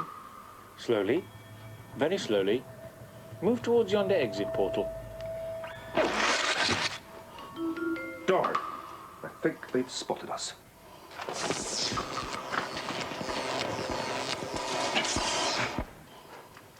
How was it for you, Cadet? Invigorating! Thank you for that stimulating interlude. However, we are forthwithly compelled to take our leave of you.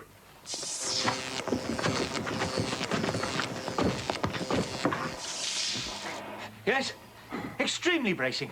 However, we are experiencing a minor yet discomfort-inducing miscommunication. My companion and I are desirous of being on our way in a post-hastily fashion.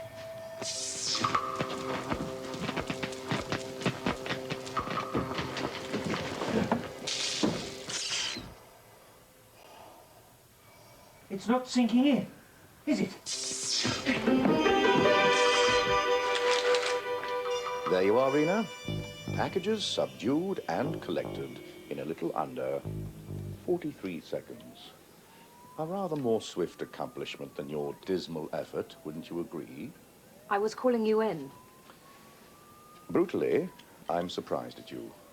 I had hopes, I assessed the threat as containable. and yet you failed to contain it. Tish, tish. I'm gonna go and check on Harry. No, no. You know where you're going. What? Oh, come on. It's not as if I've gone rogue or something. God, Harry. Why do you have to think so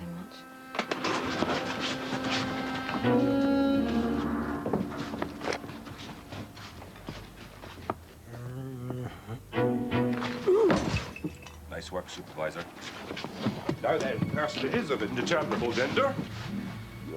We really must be going. What was that? Trouble.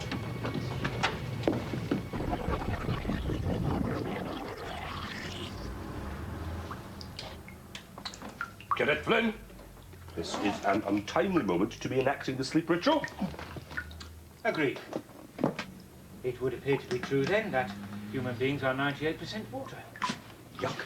What a soggy species. You have shown commendable resourcefulness, Cadet Niven. This will certainly earn you a B- on my report sheet.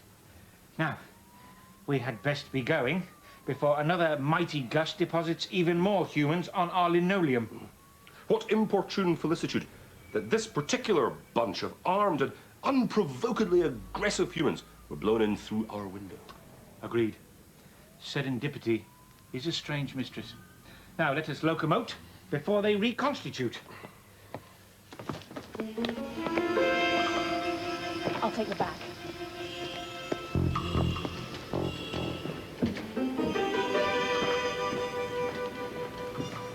Cadet Flynn, the personage outside seems strangely familiar.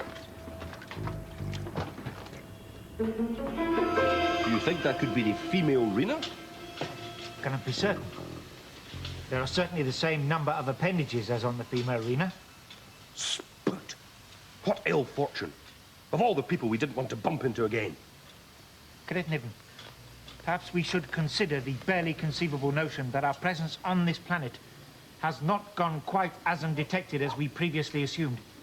But we have conducted ourselves with impeccable human likenessness. Indeed. Irreproachable humanisticosity. Still, to be scrupulously safe, I suggest we vacate this establishment in as discreet a manner as possible. Agreed.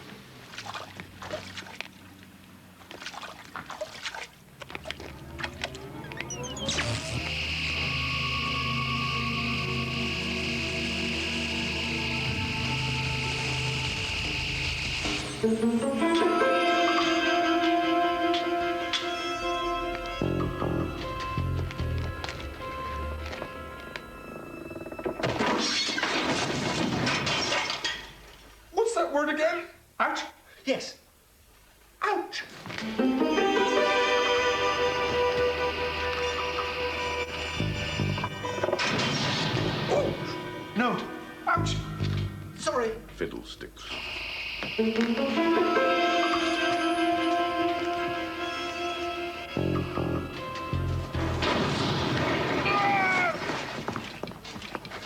the third and final time, Cadet, the word is out. Come, we must perambulate with maximum gusto.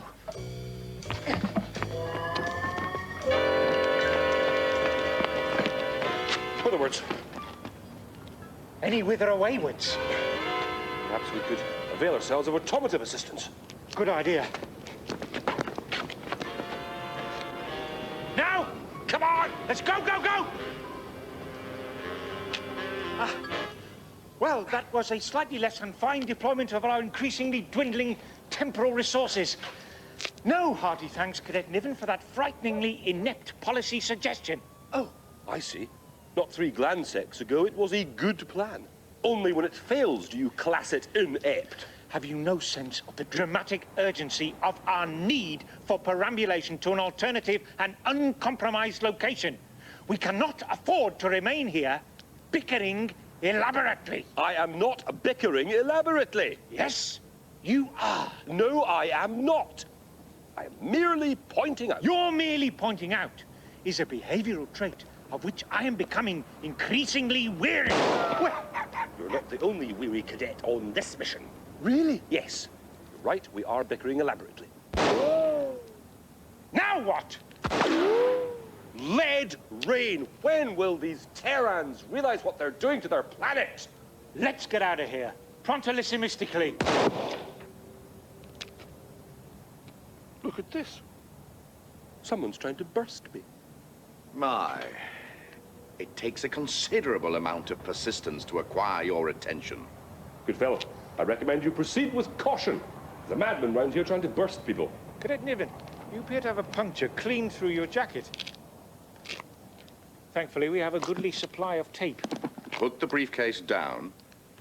I said, put the briefcase down. My dear Mr. Baldhead, you appear to be laboring under the baffling delusion that you are in some way in charge of my activities. Let me reassure you. Great. Hazaming furzabators. He's the lunatic puncturer. And drop the device likewise. Drop it? Drop it. What did you do? I dropped the device. Arms akimbo.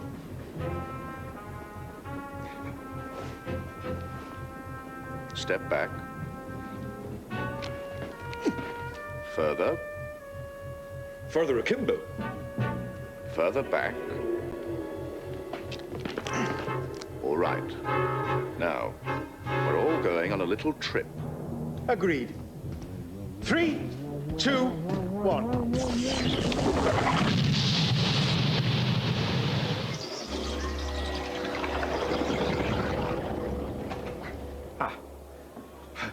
Now, where's the briefcase?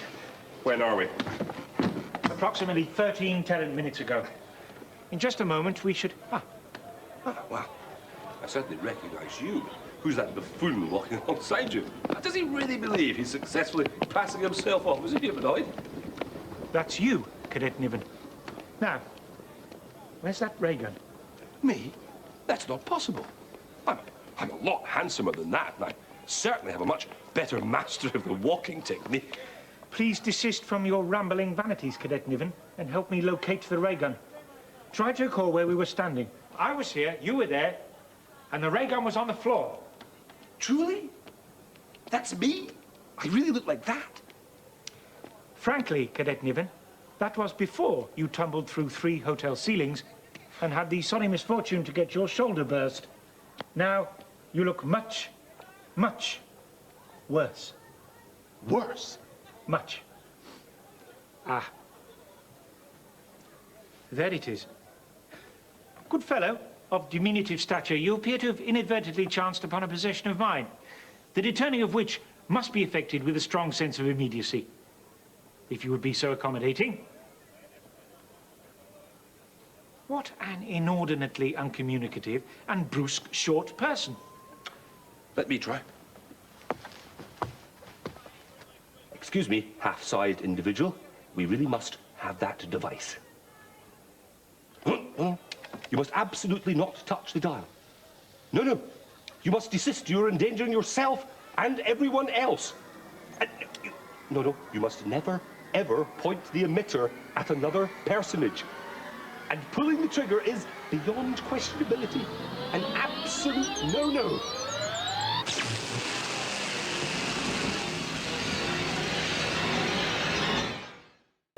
Not very nicely handled, Cadet Niven.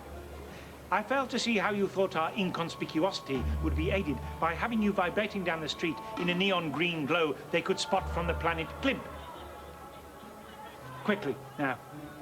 The window crashings, explosions and gunfire may distract people sufficiently enough for us to effect egress from this situation. Though bluntly, I doubt it.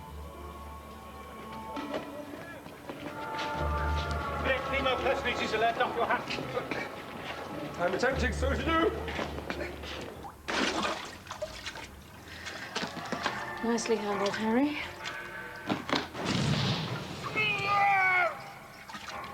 For the third and final time, Cadet, the word is ouch.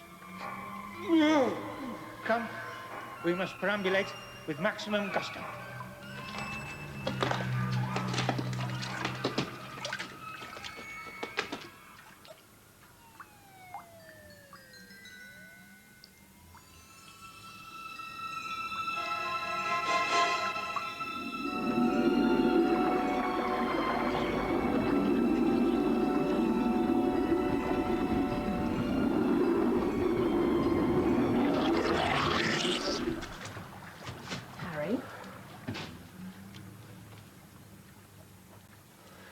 I've often wondered why they call you guys Special Forces.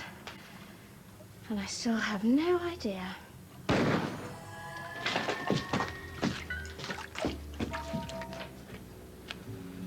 Cadet Niven, are you able to stop glowing yet? I'm attempting so to do. And can you do something about that glutinous substance oozing from the new hole in your jacket? I'm attempting so to do. And would you please stop repeating the same phrase over and over? I am attempting so to do. We have to get you out of sight. Ah, clearly a haven for manly male personages.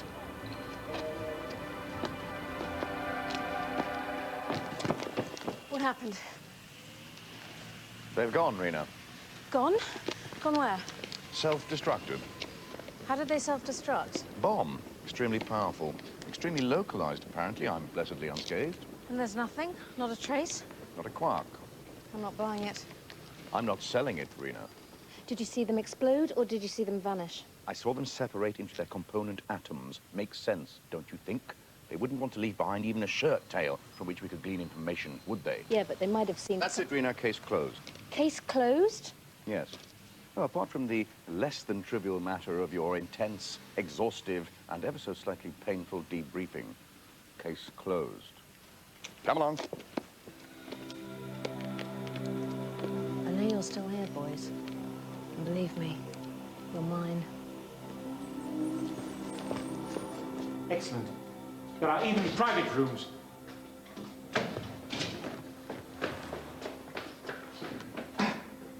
Ah, only one seat, with a large hole in the middle, containing some kind of floppy logs in solution. Still, Capalliums can't be Zibbercanoops. Where is the proprietor of this establishment? Doubtless on some errand. Fargle? Fargle? Fargle, Fargle. Fargle, Fargle. Fargle! Cadet Niven, please restrict your utterances to words that actually exist. Apologies, Cadet Flynn. My sanity levels appear to have dropped below the acceptable norm. Suggest we avail ourselves of one of the rooms until the proprietor's return. Agreed.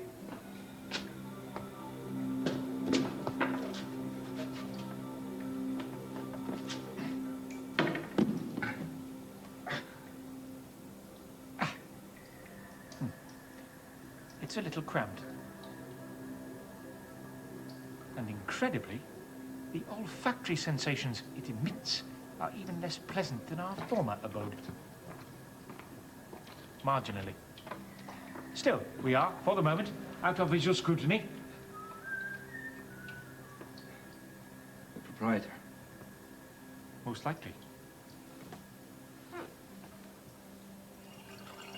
Curious. He appears to be examining the wall. The fellow is leaking yellowish liquid in an alarmingly steady stream. He doesn't seem to have noticed. I shall negotiate a fair price with him.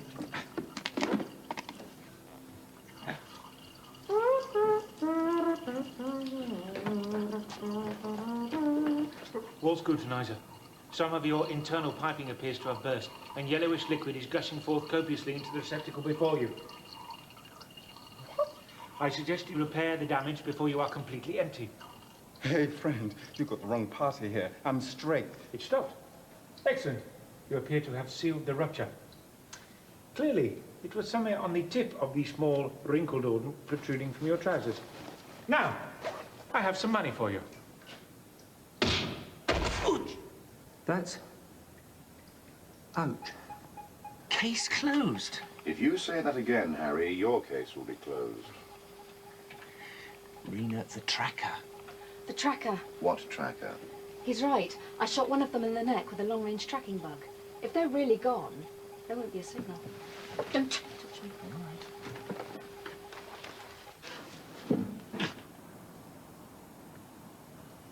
Cadet Niven, I'm beginning to suspect that the Terran custom of facial smiting is not a formal greeting.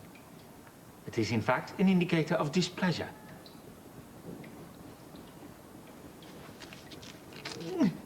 What's this? My encounter with the violently inclinated proprietorial person has loosened yet another bodily part. These bodies are thrown together. I knew it. They're still around. May I? Now, Cadet Niven, are you displaying sanity levels closer to the acceptable norms? There is no signal, Rena. What is wrong with you? No signal. It was there, I saw it. Rena, you saw it. It's probably just a blip. You saw it. Harry, stop thinking. You... Just let it go. Cadet. Fargle. I injunct you again. Make sense. Farb. Cadet, you appear to be babbling incomprehensibly. Hey. Ah, The raygun was only set on go all green. You should not be displaying these side effects.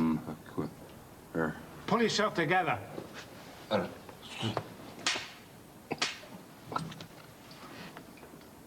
Fargle. Strange. You're supposed to say, where am I? Is it possible these symptoms have something to do with the puncture in your jacket? Easily resolved.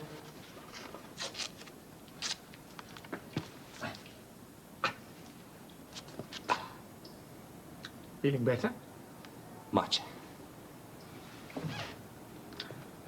Excellent sleeping technique. Impressive. Take it easy, Franco. I warned you, I was serious. Is that loaded? Because you're scaring me now, Franco. My view is severely restricted. You think I'm joking here? What's this? Oh my God, Franco, you want the police down here? I want this fight! Spoot recommends silent running, Cadet Niven. The next one is for you. I haven't got it, Franco. I wouldn't like you. Give me brother. Well, looks like I'm going to wind up an only child, doesn't it?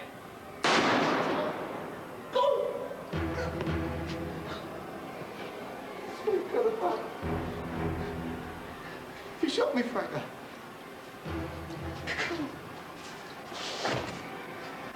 Sleep it off. Sayonara.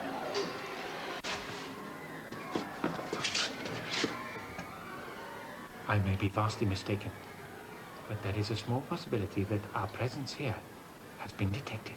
Whoa. Whoa, whoa!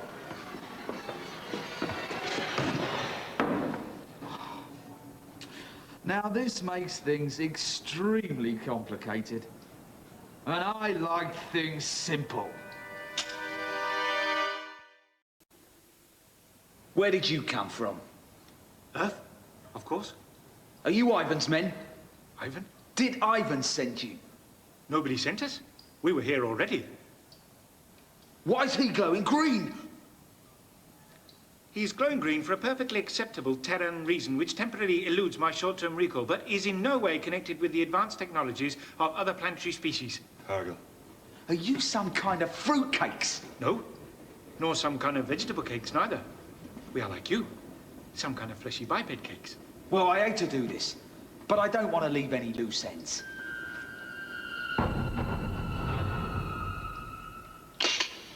Damn! Oh, damn! Fiddly little things, aren't they? Thanks. Now, trust me, I'm doing you a favour. Sayonara. Sayonara yourself, you sheet stain. Pipe-wielding personage, you appear to be slightly burst in the midsection. No, ever so slightly, yes. Did he pop your friend too? Sorry, girl. No, he was bursted from another encounter. It's been a big day for bursters. Look, I know someone that can patch us up, no question. Do you have a drive? A drive? A drive. A car. A broom broom. I think I used all mine.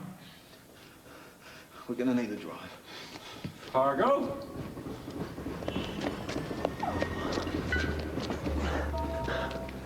There. This one. Ah. You are desirous of vehicularly assisted transportation. Why didn't you say?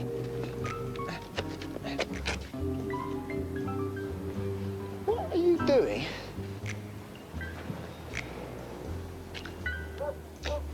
What should I be doing? Open the door.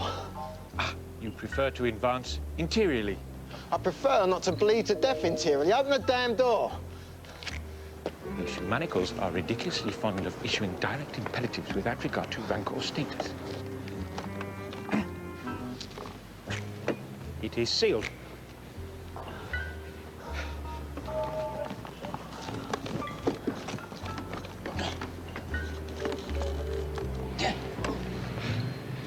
The door device is resisting my best efforts to effect ingress.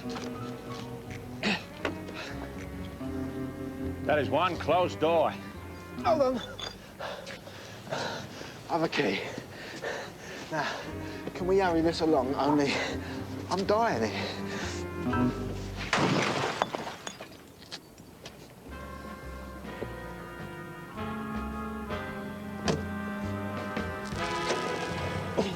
Let's go. Indeed. Let's go. Come on, move it.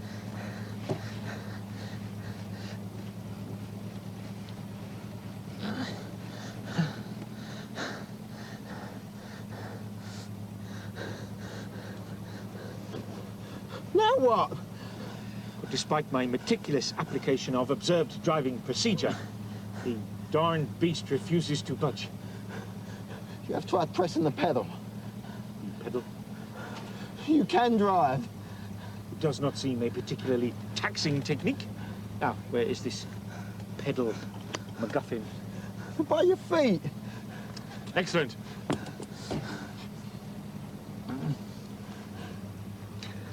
And my feet are? The things in your shoes. Aha, my walk-upons. Now set your nodulators to ferropump, because here we go! It's the other pedal. That was my second guess.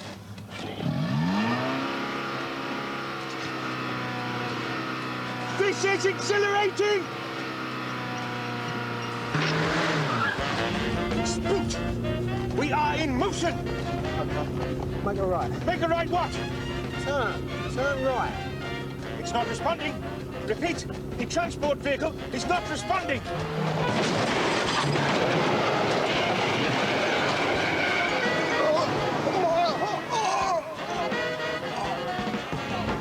Okay, just go straight. I think I'm blacking out.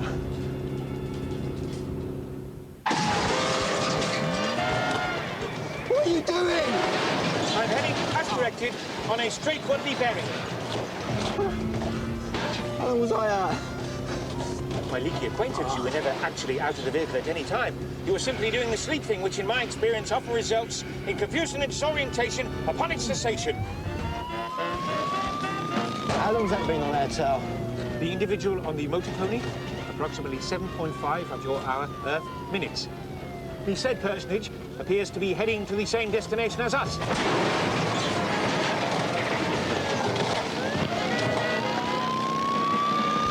Wait a minute. That looks like... Stop the car. If you wish. The other pedal.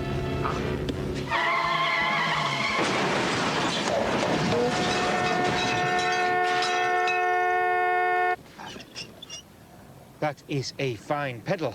It certainly performs its function with alacrity. Cadet, there is insufficient room in the driving segment for 3 personages. Suggest you revert to your anterior position. Fargo. Look at this. There's not enough liquid left in my veins for a nosebleed.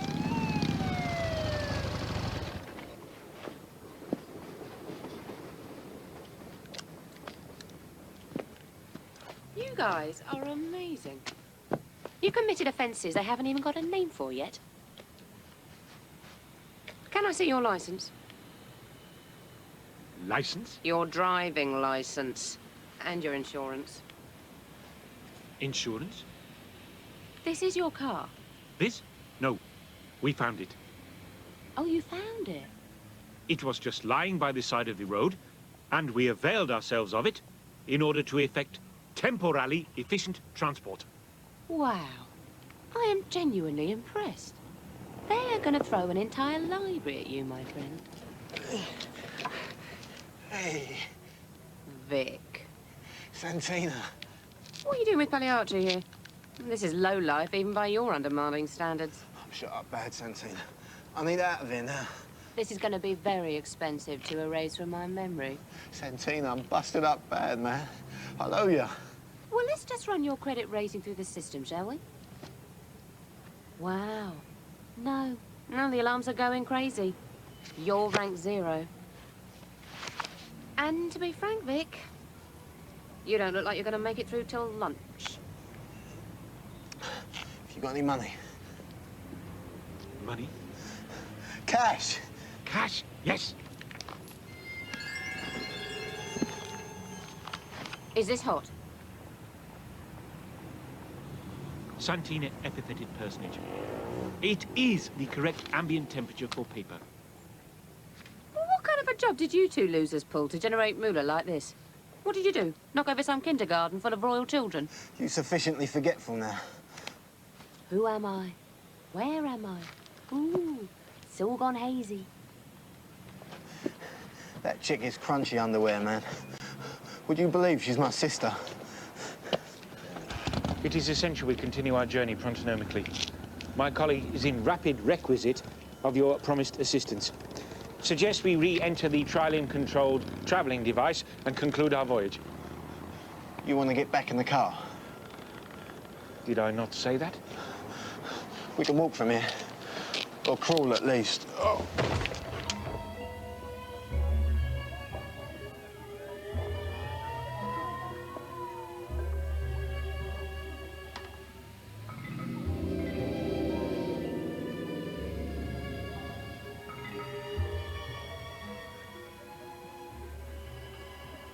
The wound's plain enough. I can probably fix that. The green glow, however, is way outside my expertise. The green glow is not a problem. Really? Well, it'd be the first green glow I'd ever heard of that wasn't a problem. But what do I know? I'm not even a real doctor. I'm a tailor. Matter of fact, I'm not even a trained tailor. Even so, my unprofessional opinion is your suit is in urgent need of medical attention. Body repair personage. Are you aware that there is a white burning stick protruding from your lower facial orifice? I know. One day it's going to finish me off. Very soon, I fear. It has almost burnt down to the end. Wow. Just in the nick of time. What's this? Looks like some kind of foliage around the entry wound. Is that abnormal? Well, it's on the ab side of normal, yeah. Right up there with glowing greenly. Our assistential acquaintance assured us that you were not a curious burstages repair person. Who's curious? An incandescent man is lying on my table sprouting a small bush from a bullet wound. I consider it worthy of comment. What do I care if he's been thrown off a small mountain by a gun-toting radioactive gorilla? OK? I'm going to clean out the wound.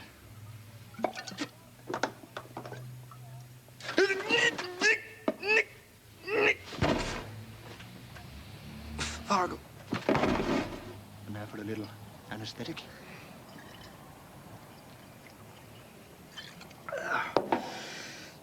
And we're ready to operate.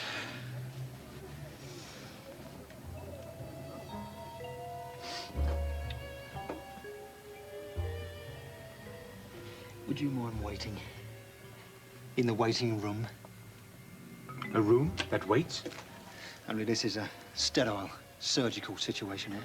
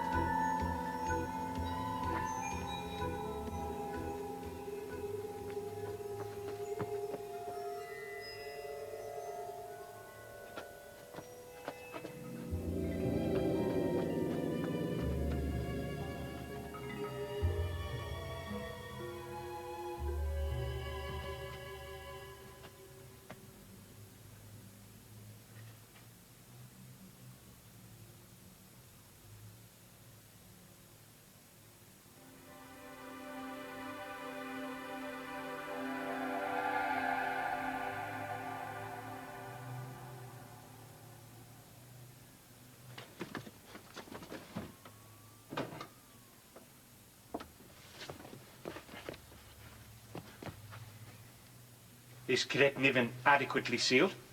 I've stitched him up. Herringbone. But he isn't lucid.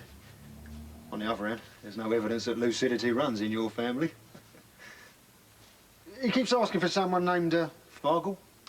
If he is repaired, we must make egress forthwithly. He's lost a lot of blood. Now, I keep plenty on hand, as you might imagine, this being a tailor's shop. But your companion appears to be type Z. A blood group that does not exist in the known universe. He is requitous of more blood? Couple of pints, yeah. Then if this blood is not forthcoming? Well, if we don't get it, your companion is going to die. And to die, this is not a desirable activity. On the whole, most people try and avoid it. It will impair his effectiveness. Almost certainly. Then we must acquire an adequate supply of the correct brand of blood.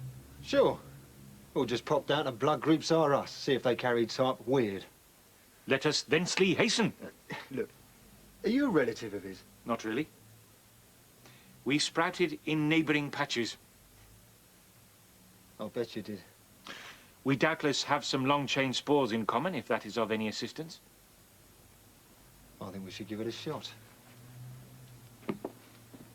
Shot. Attempt.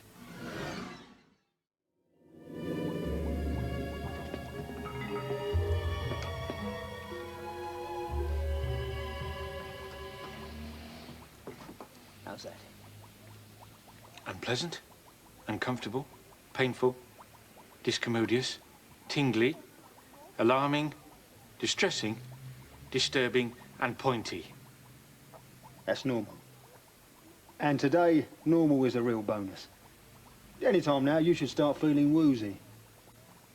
Then we can only assume the procedure has failed. Fargle.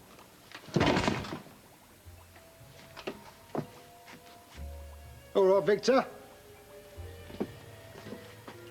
Time to settle the accounts here. Doc, I don't feel 1,000,000%. Yeah? Oh. My advice, don't get involved in any lengthy serials, or frankly anything longer than a Polish cartoon. The money. It's in the case. Well, there better be plenty here, Vic, because like I say, your account is about to close. There's plenty. Cash. Bundles of it. Good. Now, you owe me for what? 3 bullets, 2 knife wounds, a crazed machete attack stitch job, and some pruning. My advice, Vic, change your family. Wait a minute, it's empty. I swear, there's plenty. And the case is empty, Victor. The case is empty! So, what other real estate do we have around here, then?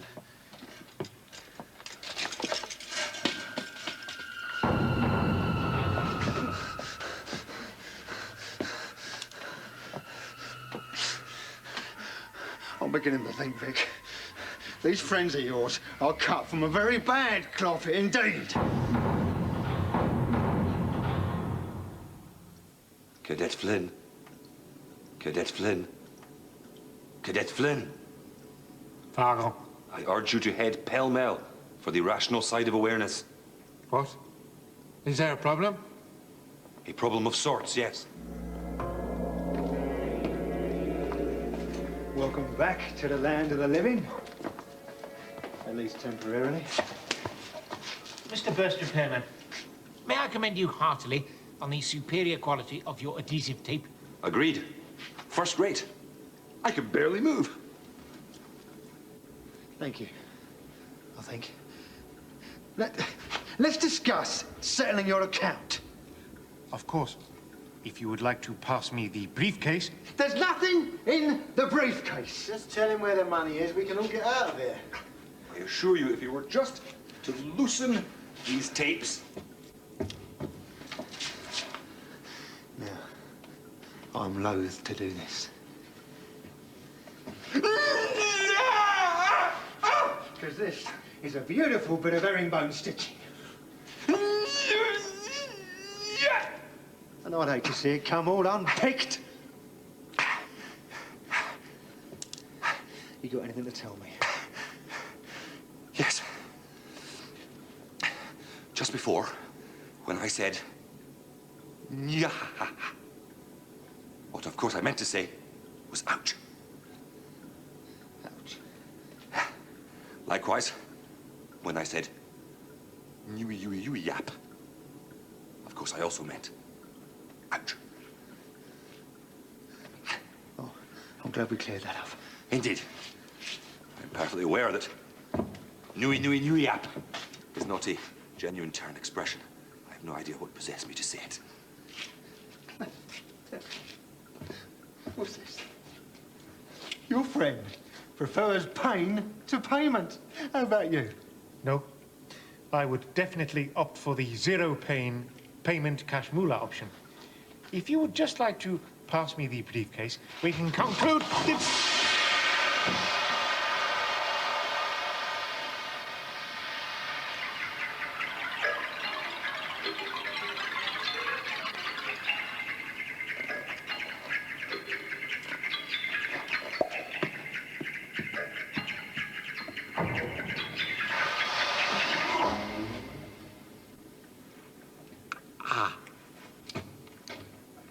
Ouch. I'm not a bad person. I'm a doctor and a tailor.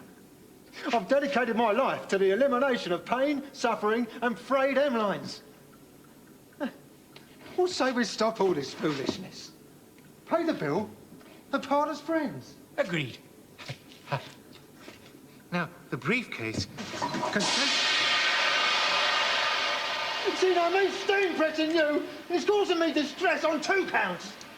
1, it's bad for your health. And 2, it's murdered on your suit. Don't make me do it again. I'm beginning to find the exclamation, ouch, woefully inadequate for its designated purpose. In fact, I would go so far as supporting Cadet Niven's coinage as vastly superior. What have you done with the supervisor? Supervisor? Vic, was there anybody else here with these 2? Well, take a look around, just in case. We wouldn't want any off-the-peg interlopers spoiling my little fashion show here, would we?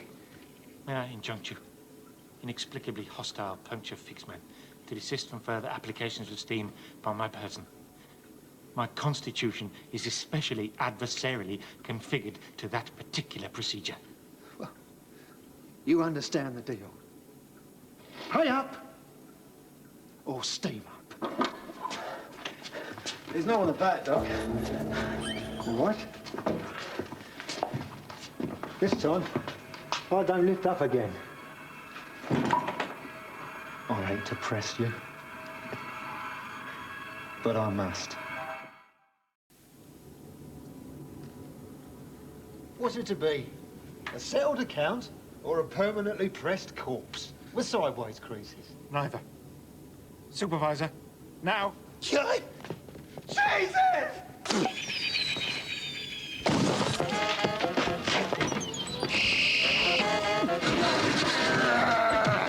Stop now, it's me you're whacking.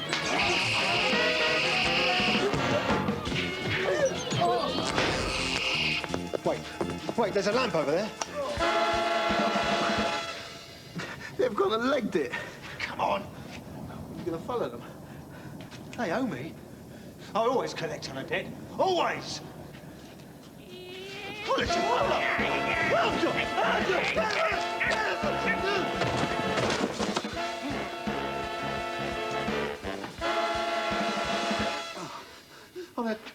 On the other hand, on this occasion, I could always write this off as a tax loss. Cadet, should we not wait for the supervisor? I concur not, Cadet. We must vacate these environs with promptissimity. The supervisor will find us. Now, as discreetly as possible.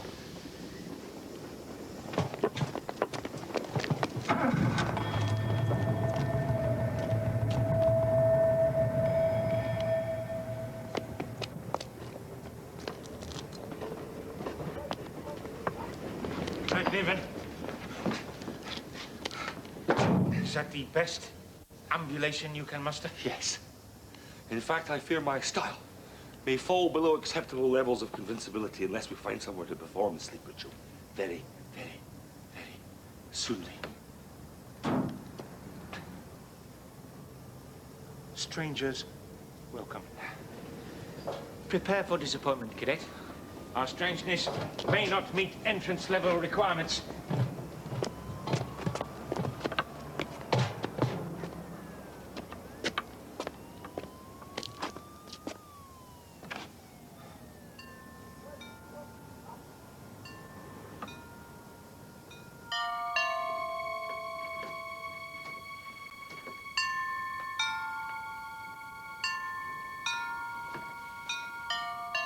Hallelujah! Here they come! Good, wrinkly female personage.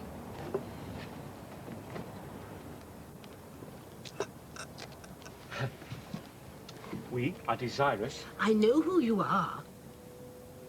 They told me you were coming. Glory be.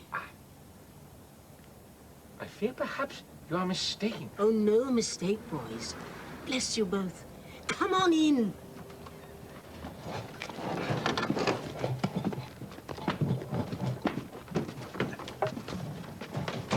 You sent me 2 of your angels to carry me up to glory. Amen. And thank you very much.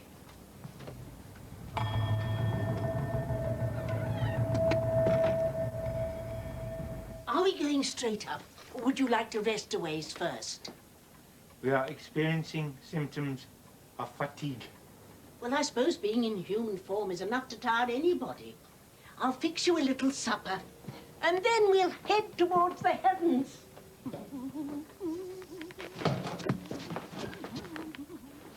Did you hear that? She seems to know all about us. Indeed, improbable as it seems, all appearances are indicatory that we have stumbled upon one of our own kind. At last, something is finally beginning to go right.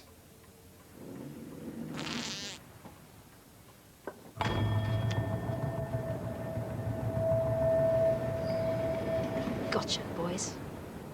Cadet, Cadet Flynn, are you experiencing certain discomfortures? Many.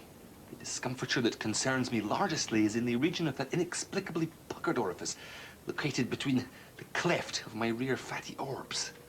The probe hole. That's the puppy. Describe said discomfiture. It's almost as if some kind of thick snake is trying to push itself clear of my body. Would you like me to examine the puckered orifice? Yes. Very well. Lower your trousers and bend over for inspection.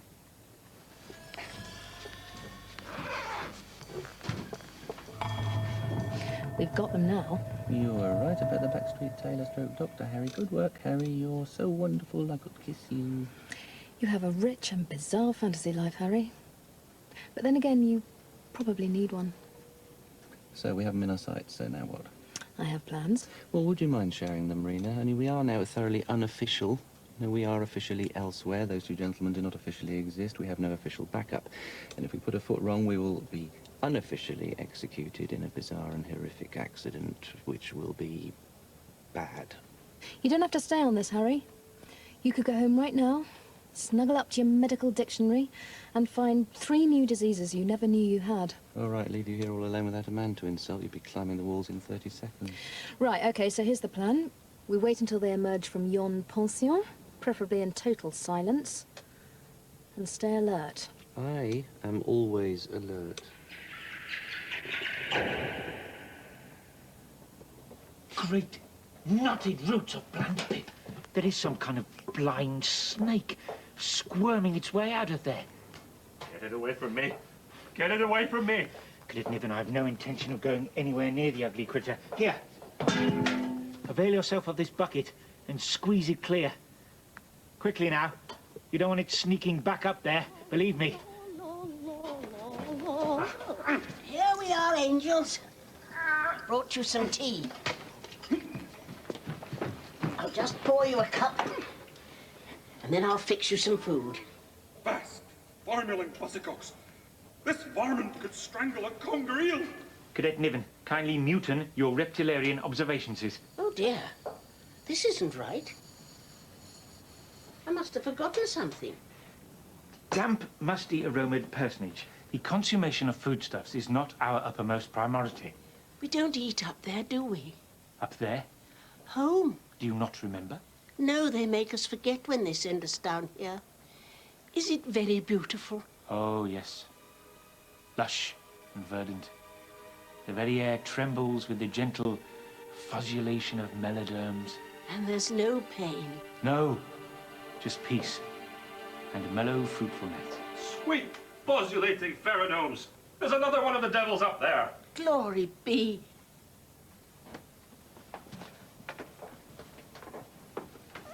You're late for the Mahjong game, Mary Bell. Oh, I won't be playing tonight. I've currently got 2 visiting angels of the Lord who are going to whisk me up to paradise this very evening, if it stays nice. Angels of the Lord? Why have they got furniture strapped to their backs? Well, they can't go about showing off their wings, now can they? So that's it. You're finally going to die. Hallelujah. That I am. But what about the game, Mary Bell? You can't play Mahjong with 3.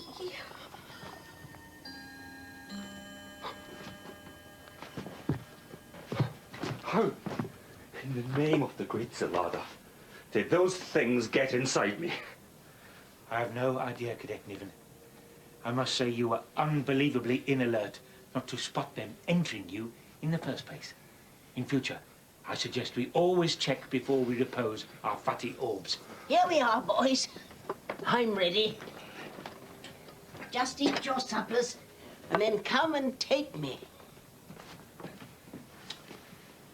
Perhaps, Cadet, we should deconsider this environment as a suitable location for sleep ritualing. Transport me to paradise. On the other hand, there is a possibility that the crink-skinned female is offering us an unparalleled opportunity to explore the remedy for erotic arousal.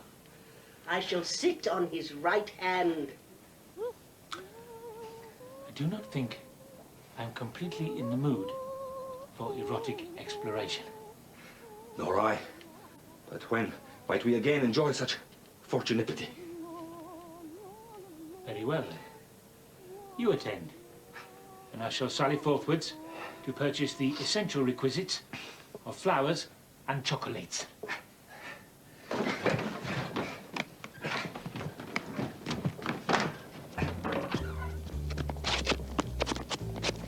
Follow him, Harry. Me?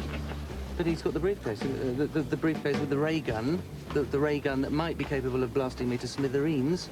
Harry, he's a frightened, lost alien vegetable with his upper half taped to an ironing board. Follow him. Right, why should you care? They're not your smithereens. Did you eat your suppers yet? I shall do so post hastily.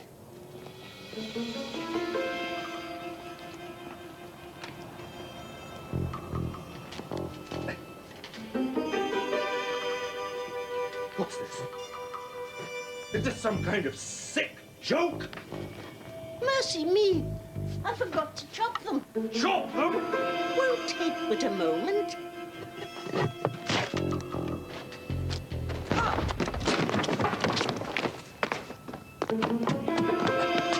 Apologies, strangely familiar and inexplicably prone female personage, but I am unable to reach my hat. Did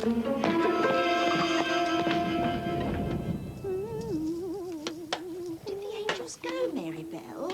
Don't understand it. They just took off and lit out. So, are you going to paradise tonight or what? Break out the mahjong tiles. But I'm definitely going to pop me clogs tomorrow.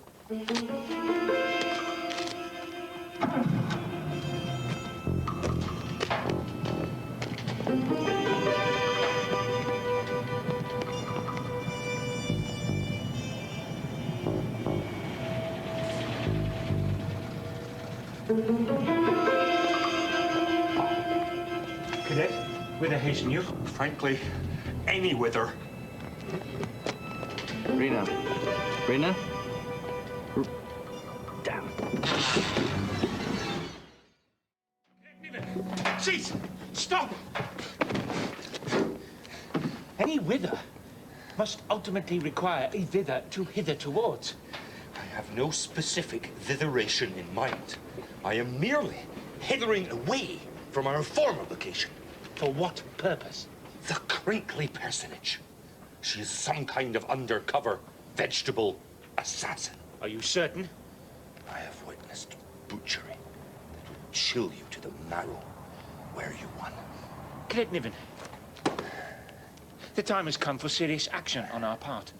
Our mission has occupied almost 4 full solar orbits, more than 105 times the recommended maxima. It is now essential that we implement the emergency withdrawal procedure and signal a rescue craft. Agreed. And how do we do that? How do we do what? Signal the flying saucer. Simple. I order the communications officer to do it. And the communications officer is? You.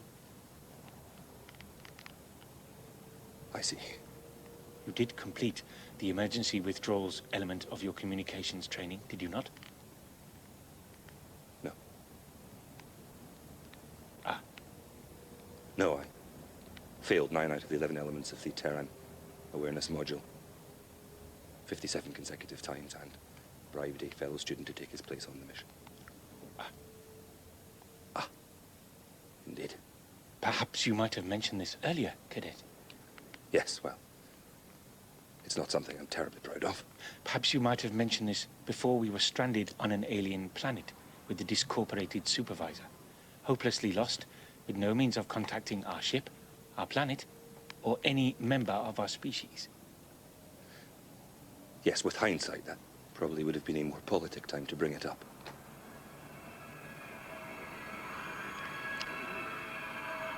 I'm beginning to feel quite afraid. Yes.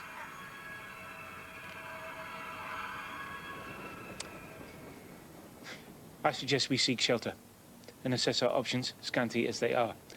preferably in a habitation module unhindered by frighteningly psychopathic, wrinkly double agents. Yes. And somewhere close.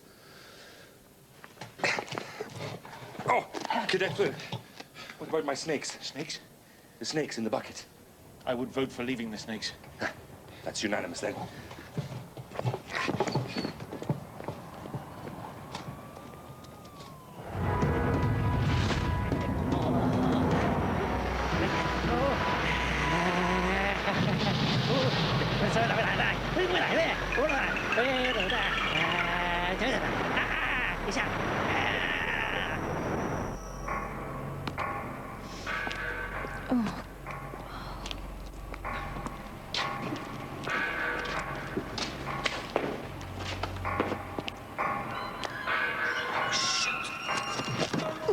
Hang on, Raygun.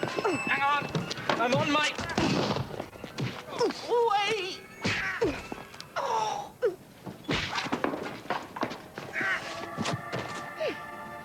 Did you have to hurt these poor boys? Yes, Harry, they were going to touch me. So did you get him? No, he met up with the other one. How did he get past you? Dumb luck. So you do know where they are? Not completely, no. What, you lost them? I came looking for you.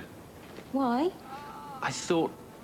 Never mind. Oh, you thought I was in trouble, so you mounted your steed and came to rescue me. Well, brave Sir Knight, you made a seriously bad decision. If we don't bring them in before we're missed, we might as well zip ourselves up in a king-size body bag. We'll find them.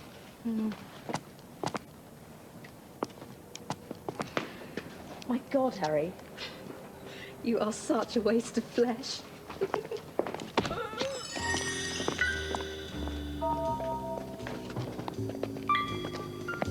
Very close.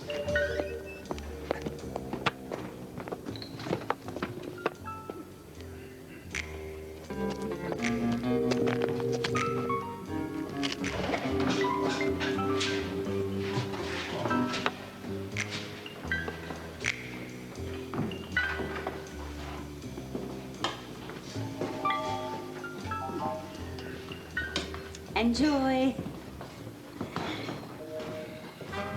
And what can I get for you, sir? I would like some soup. I'm sorry, we don't have any soup. You don't have any soup? Not tonight, no. This is a soup kitchen, right? Yes, it's just tonight. Oh, there's a sign above your head. See? Yes, it's just that The sign says soup kitchen. I am well aware that... So a person might reasonably expect you to serve up some kind of soup. Yes, we do, usually. But we got lucky. A burger restaurant's been closed down by the health inspectors and they've given us all their stock. Isn't it fantastic? It is indeed fantastic that you are able to offer up burger meat garnished with rat doo-doo. Only see, what I come here for, to the soup kitchen, was some soup. We don't have any soup tonight.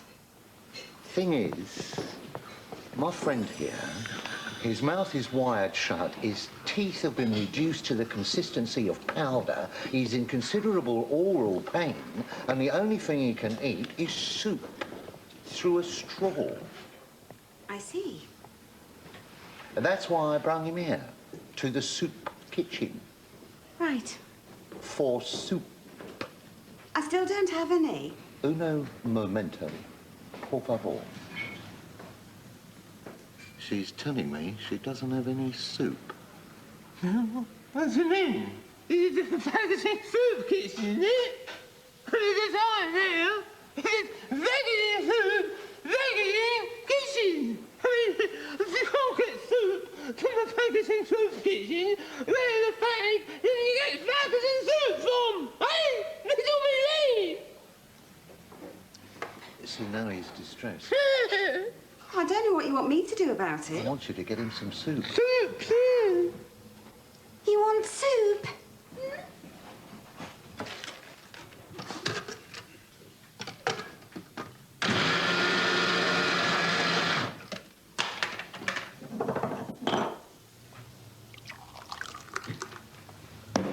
You got soup? Good. Thank you so kindly for your generous charity, you scum-sucking, pus-filled boober. You're welcome. See that? She is hot for me. It's incredible. Even with my face in this condition, I have not lost the power to make women seedy, needy. See what I see? Look over there. It's a briefcase, boys. See what happens when you're nice people? Come on, rats. It's payback time.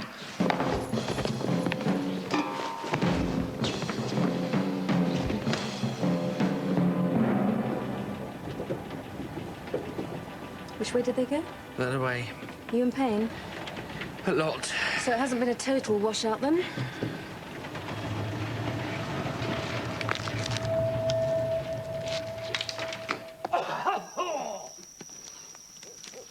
See? That's the extra smoothness you get when you mix it with peat. So, this is where you witnessed the alien craft. Right here. The UFO was over there. That was no UFO. That was a flying saucer. What are you saying, Bilbo? That makes it an IFO. Oh, right. Sorry, man. You see, Galadriel, it's exactly this kind of imprecision that spoils our credibility and makes people in positions of authority not take me seriously and instead beat me mercilessly with large sticks. So, you were just sitting All right, here what you said you saw a crop circle. Well, what you actually saw was some crops with a circle in the middle where the crops had been removed, which made it a not crop circle. So you were just sitting here and then this, There was like a sort of rumble. like that? Much louder than that. Yeah, that's more like it. Only there was this big, strong wind as well. That's right, and like a really bright light. Yeah. Oh, like that? No, it had a blibbly bit on the side. The camera!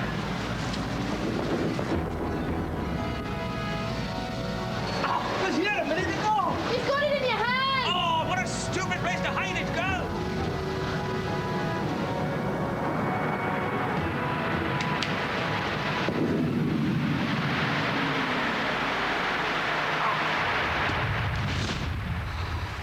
Fortunately, not a major disaster. They didn't have any film in it, anyhow. Right, next time we bring an easel and watercolours.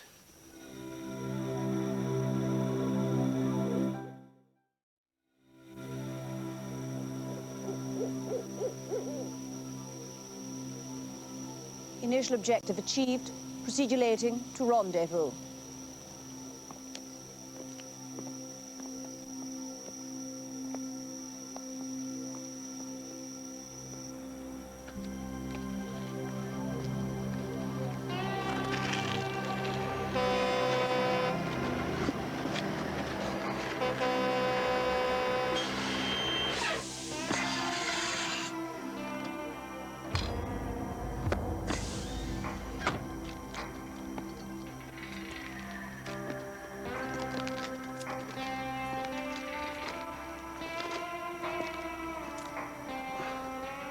Hey there.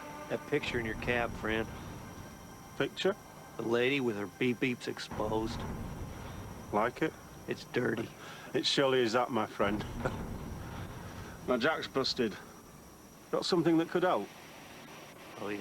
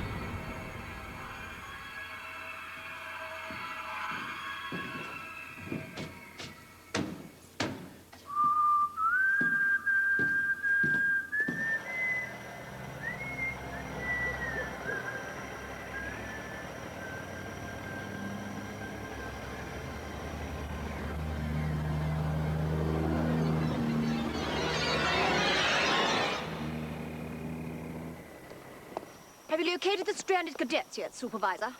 Indeed, Supervisor. They are situated in a densely populated zone some 27 glanzex yonder. Spoot! Then we shall have to avail ourselves of vehicular-assisted transportation. Agreed, though I would advise caution on attempting to arrest the attention of the vehicle propulsionator. In my experience, it's very difficult. Supervisor Fairbanks, your experience comprises of becoming decapitated within minutes of landing and of losing 2 novice cadets, one of whom should never have been allowed anywhere near the human species, thereby endangerifying every objective we have labored towards for decades and compromising the safety of our very planet, which is rather cheeky. I am well aware of the shortcomings of my previous missions, Supervisor, and am highly gratitudinous of this opportunity to redeem myself. An opportunity I most ferociously postulated. Indeed. You will then profilize no advice until it is sought. Now stand aside whilst I secure aforementioned transportation.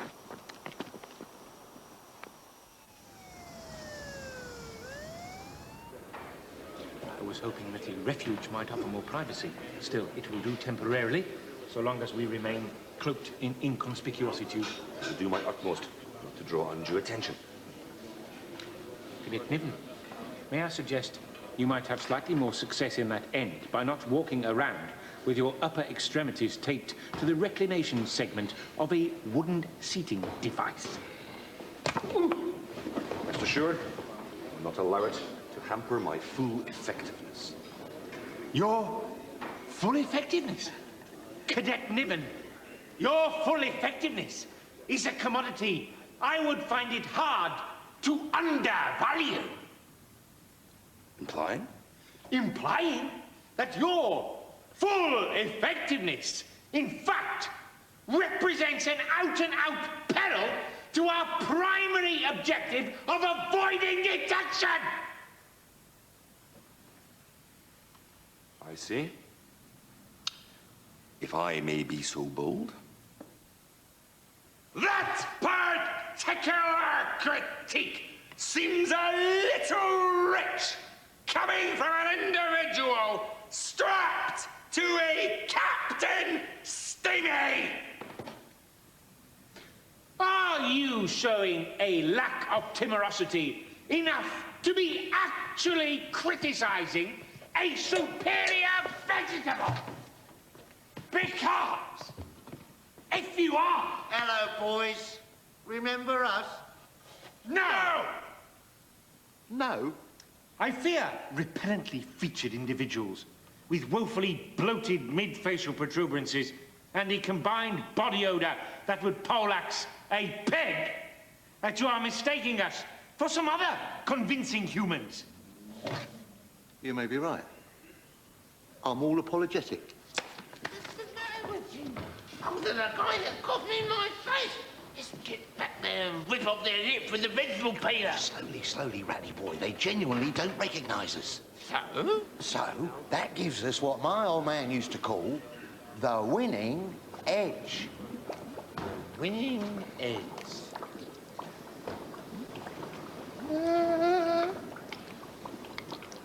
I've got beans all on my hand now. Let us relocate to a more private accommodation wherein we might divest ourselves of these attention-grabbing encumbrations and formulate some kind of strategy.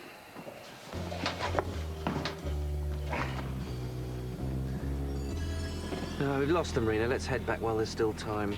And before my entire blood supply leaks out through the hole in my shoe. Listen, because this is truly dangerous, Harry. We can't go back unless we nail these comedians. What do you mean we can't go back? We know how he feels about operatives who act independently. If we go back with the aliens, then we get a ticking off, sure, but if we go back without them... There's no way he even knows we're gone. The only faint half chance you might be right is that you're wearing a bullet hole in your foot and not in your forehead. And I'm still here to see it. Well, if you're right, I've just saved our lives.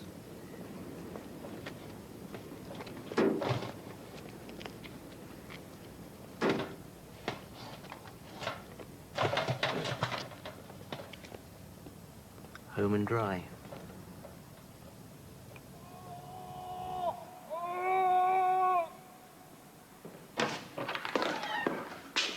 Right. Now get in there and really hurt him. What if he talks? Talks? About the Anderson thing. What of it? Shall I call you? No. There's nothing he can tell us we didn't know months ago. Problem? It's just... Then why? Why not? Here he is. This just in.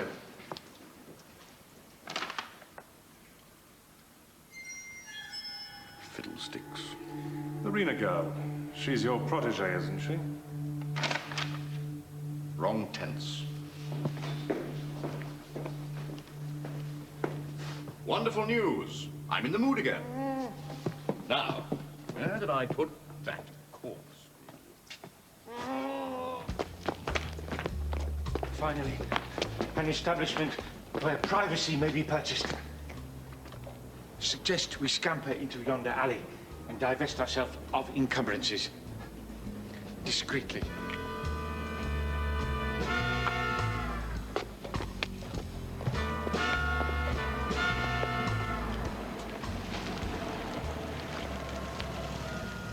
Where are they going? That's a dead end.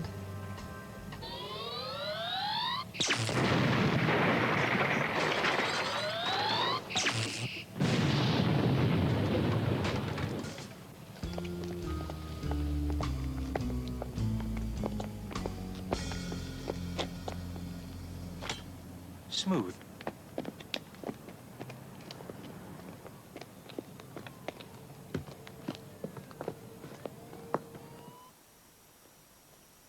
Supervisor, it appears we have inadvertently started on a highway which is currently bereft of vehicular transportation.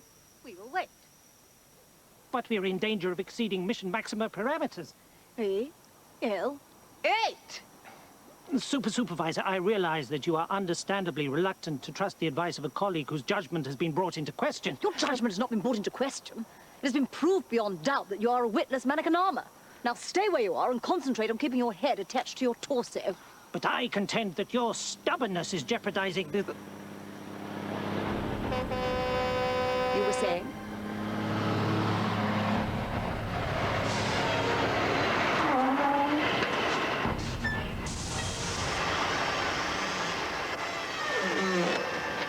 I bid you good hemisphericular darkening period.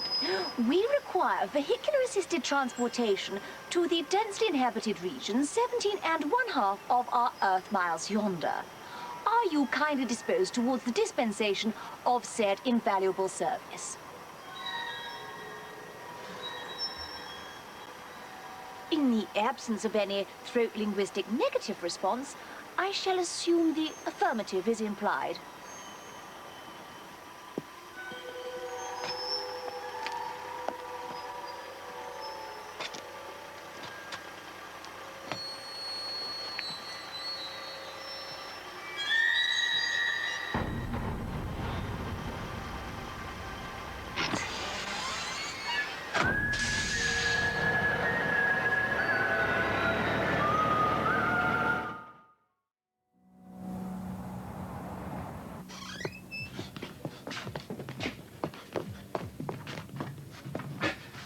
This will suit our requirements adequately. That'll be 30. No snacks, no beverages, no fluids. You leave no mess, no stains. You leave nothing wet. Clear? We will attempt to comply. Attempt don't cut it, my friend. My pay don't cover hosing your debris off the walls and floors. Plus, it's disgusting. I'm afraid these bodies do leak at the drop of a hat. Good fellow whose underpants appear to be stuffed with fetid cheese. However, we will endeavour to comply with your regulation. Endeavour whatever. You stain, you litter, you spill. It's a 10-bill fine.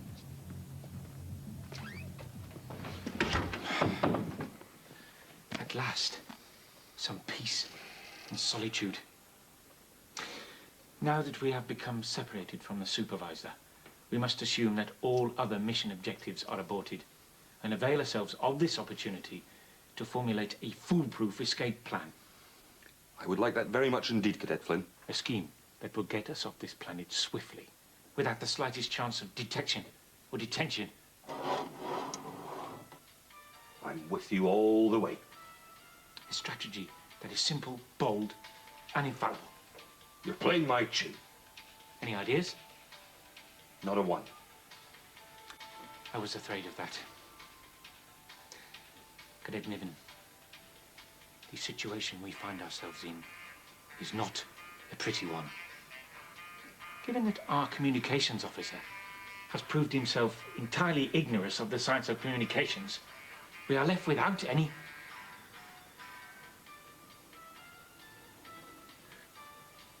Without any... Cadet Niven, were you aware when we contracted this receptacle that we had neighbours? I was not. Did we not specifically specify we will require us of private accommodation? We left no room for ambiguosity of interpretation.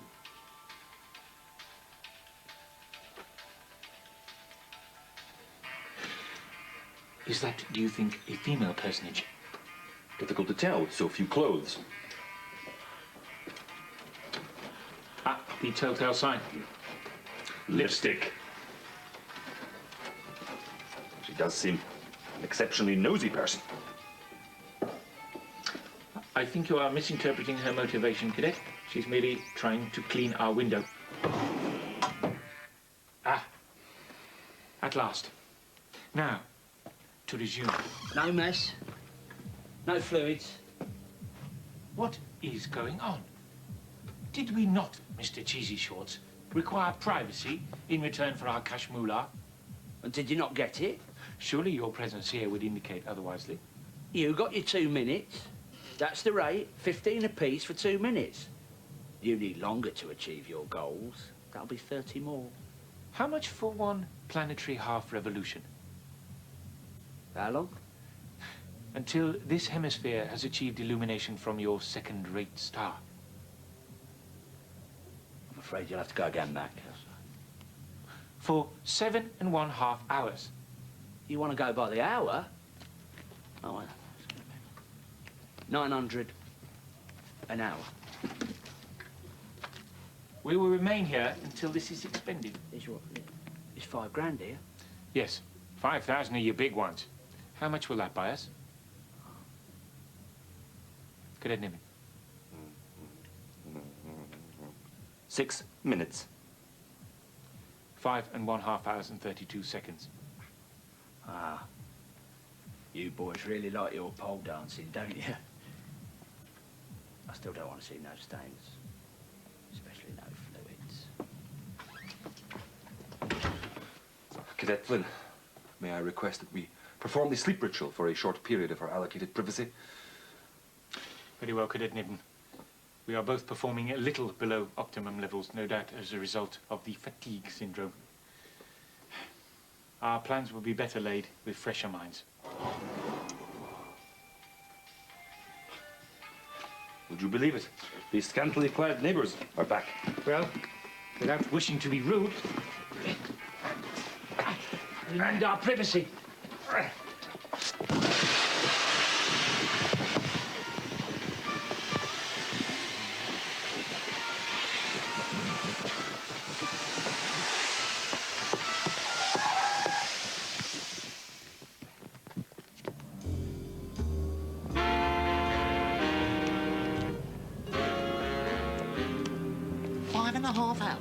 What are they doing in there? Beats a crowd out of me. Maybe they've look out back. There's no other way out, just a blind alley. What do you say we hustle our way in there and blow those suckers away on the spot? We can't just hustle in and blow those suckers away, rats.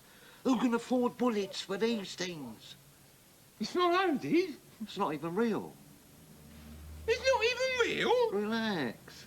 It fooled you, didn't it? Yeah. But I'm an idiot. All right, boys. Show's over. Show's over! No. No, it's blatant Pullmanism. What?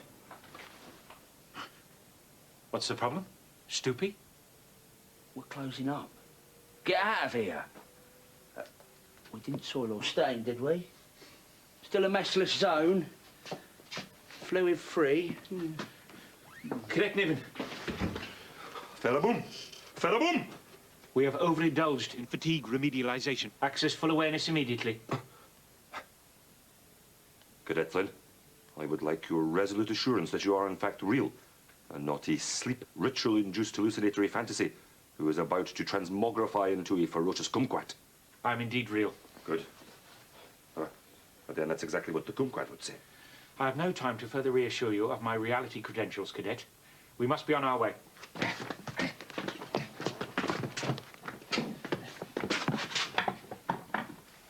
Cease your suspicionizing and prepare for egress. Apologies, Cadet. It's just you have no idea how terrifying a psychopathic tropical fruit can be. Insensitive words, Cadet, to a veteran of the Felender.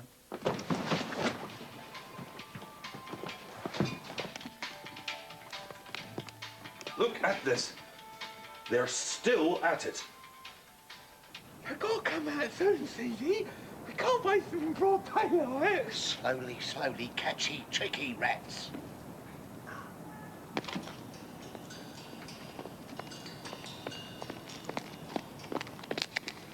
This is not a token of affection, bub. Now, get in the alley.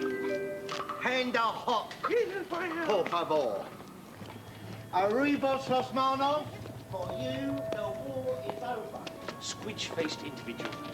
For what bizarre motivation have you required our locomotion into this particular streetway? It is without egress. Just get up against the wall and put down a briefcase.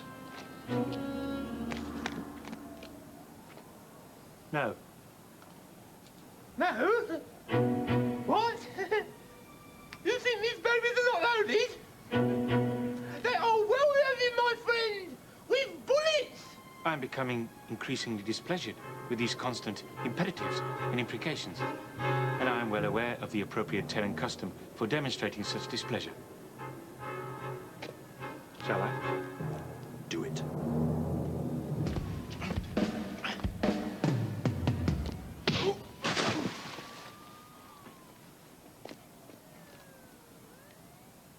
Ouch. You have a superb grasp of the displeasure gesture. You smote him like a pro. I thank you. I thought you said they were puffy cats. All right. My patience is all thinned out. Up against the wall, or I'll blow your friend to Happy Land. Drop it. Aha! The female arena. Come at them, rats. I'm staying down here, bub. Just one choice. Put it down and live. You hear that, rats? She is seedy needy. Now, let's not make this too noisy.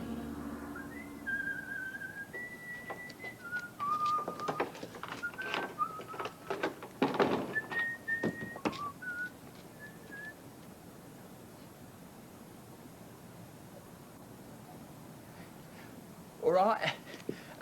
I see you people have a situation here. All I ask is, no fluids on the walls.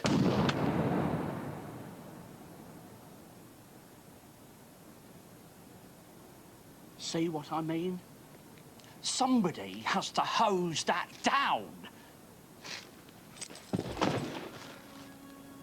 Right. That should stop the farting in church. Now, anybody keen to join him?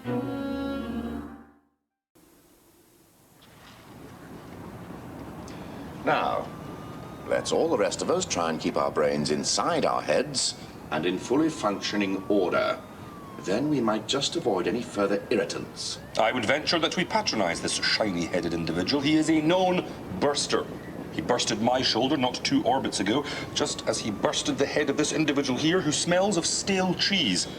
I believe he has it in him to burst again. Well put. You are inconsequential, go. I am inconsequential. You don't think I have the will to use this? What does it fire? Potatoes? Do you intend to cover us in mash Put it away and go, you wretched little clown, while the fancy still takes me. Rats, we're out of here. I'm staying down there, Bub. Get up now, you're staying down there permanent.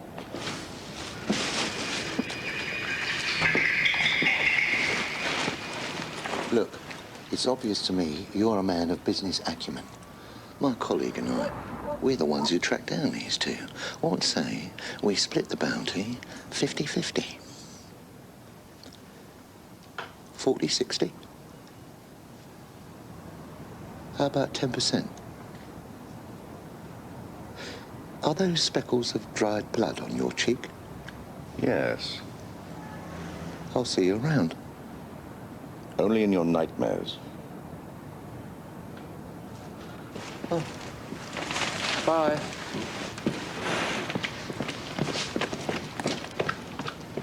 Now, Harry, Rena, you still appear to have your weapons drawn. These two have certain capabilities. You've seen that. Oh, those two? Yes. I was operating under the mistaken belief that I'd closed the case on them. You did, but they're alive, see? So you were wrong. I was wrong? Pardon me? I am not desirous of intruding upon your personal squabble. But my companion and I really must be going. We are in urgent need of the full breakfasts. You will remain in situ until I choose to deal with you. May I attempt a formal display of my displeasurization at this personage, Cadet Flynn? I feel that would be appropriate, yes.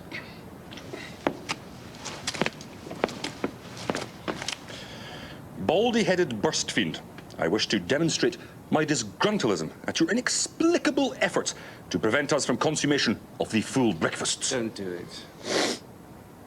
Good male Harry personage, please do not interfere with my smiting display. Otherwise, I will be forced to smite you with likewise-ness. Please don't. Female Rena, do not compel me to offer you a piece too. Now, please indicate if my technique is in any way flawed. I draw back this limb, form a rock-like structure by fully bending these tendrilar extremities. Now I arc thusly. Please, may I ask you not to interrupt? This procedure is difficult enough. Now.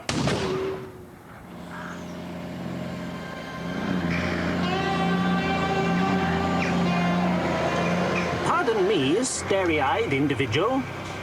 Is this the correct overturial procedure to the remedialization of erotic arousal? It's dirty. Dirty? Dirty, dirty, dirty. Stop it. Is this better? No! Stop touching her beep-beeps. I'm hearing the shouting again. Now I'm gonna have to pull over. You really are a fan of this bursting business, aren't you? Now, as I was saying before your uncommonly rude interruptions, I arc thusly and... Very clever. How was that for you?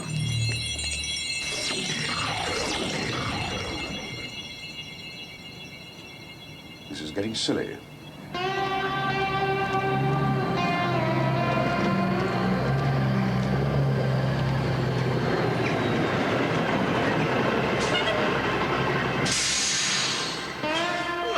Gotta get my pills. They're in my head. They're in my head. Those people. I didn't touch her baby. She did. Get out here. You stop. No. Why? I didn't. Well, no congratulations on some further less than excellent work, Supervisor Fairbanks. Your untimely information-gathering attempt has clearly incommoded our vehicular propulsionator, rendering us tardier still for the rescuation of the missing cadets. I was merely You are always merely. What you will merely do now is merely wait by this automotive transport unit until I have secured us an alternative propulsionator. You neglected to mention that they had hologrammatic capabilities, Harry. I had no idea. Really? The holograms I can understand, but where did they actually go? Do you suppose it is safe yet? Suggest we attend a ninituluk or two. No. There's no visible point of egress. Perhaps they slipped by us somehow. Nobody slips by me, Rena.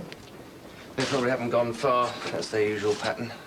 Then we shall conduct a very swift sweep of the vicinity. Nothing happens. Nobody comes, nobody goes. Understood? I do hope we find them soon. I'd hate to have to nuke the area.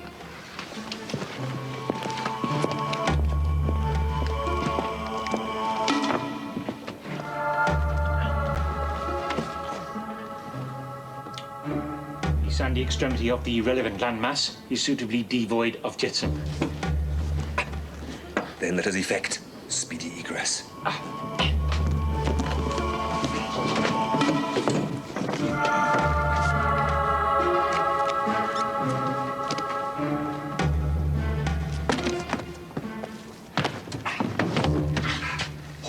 Ouch! Ouch, indeed, Cadet Niven. Well done. And so, once again, the intrepid duo escaped detection by passing themselves off as inconspicuous humans where lesser vegetables might have wilted. I'm not so sure. The female Rena keeps turning up with alarming regularity and pointing projectile weapons at our personages. True. As does the Baldy Burster. Cadet Flynn, are you suggesting that there is more than unfortunate random coincidentity involved there? It is not outside the realms of possibility. Still, we are unhindered and unhampered. We have survived on this planet over 4 Terran orbits. Over 120 times longer than any of our kind hitherto, Lee. And, what's more, we shall be returning to our homeworld in exceedingly short order. Home? How, Lee? Cadet, brace yourself. I've received a signal. A rescue mission is at this very moment heading inexorably towards us. It is? Oh, Gamamana Bana de Bunkini Boo! Gamana Banana di Bunkini Boo, indeed!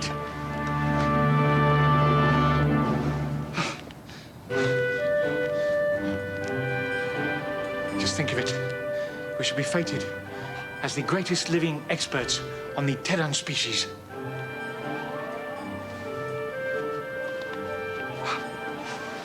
Fame, fortune, respect. Promotion? Yes. We will be made supervisors. Super-duper supervisors, I shouldn't wonder. They will give us an entire field of ravulating polypilums to spore.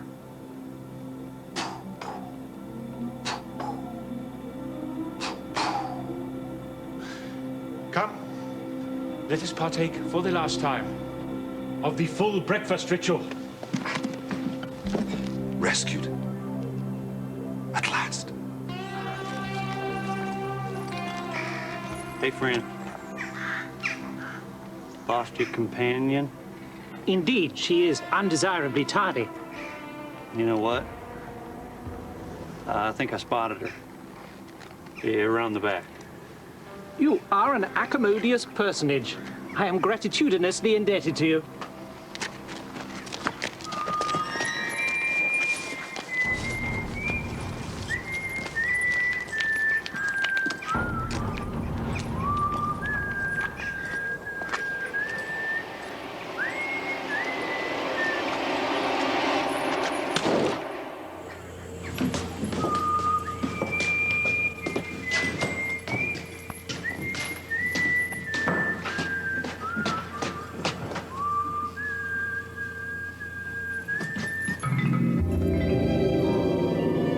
There you go, Daddy. 12 good men and true. Now we got you a real jury. And they won't get their heads turned by no snake-tongued prosecutor. What's that? Oh, I think you're right, Daddy. Yeah, we do need us a judge. I'll fix us up with one. A nice lady judge. I think I seen just the one.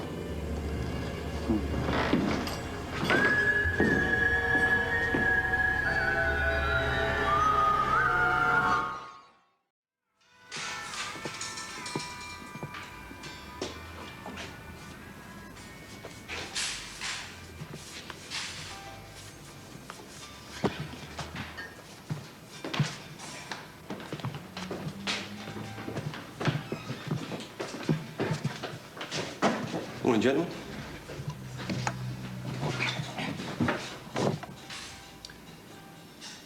would you kindly provisionate us with 2 of your full breakfasts? Good manly male. With extra crunchy insect garnish, if you would be so benevolent. Are you a comedian? No, but we shall be whizzing by Camellia shortly, if you'd like us to pass on your regards. You fellas celebrating? We are very much in celebratory mode. Good personage with astonishing oral aroma. Well then, let's do it in style. Hubert, give us 3 double eye poppers. Eye poppers? It's 6:15 in the morning. Which is why we're only having doubles. So, what's the occasion? We are going home. Oh. Well, must be nice to have one. Well, here's to who? To home, where the melodrams fuzzulate. All the livelong day.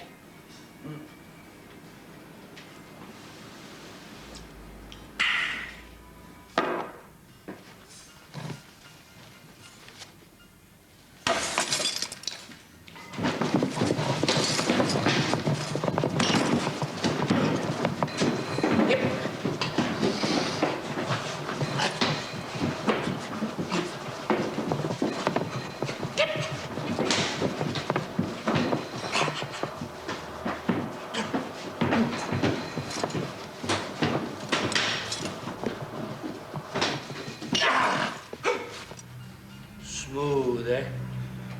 Extremely.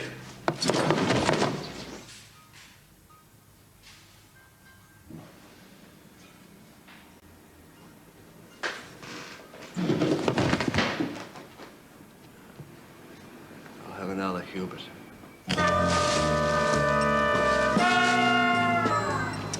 Do you think he meant what he said about nuking the area? Why not? He's done it before. What's that? Heat sensitive, they give off a slightly different heat signature from humans. Right. We can step down. There's a rescue party on the way, and they'll lead us straight to our prey. By midday, we'll be chopping up alien vegetables like it's a vegan feast day. Something wrong? Yes, just, do we have to dissect them? Can't we study them for a while, at least? I mean, might probably learn quite a lot. A good suggestion. I'll bear it in mind before rejecting it utterly. Now, I've already killed 2 people this morning, and it's given me a monstrous appetite. So, to breakfast. Harry, you're thinking again.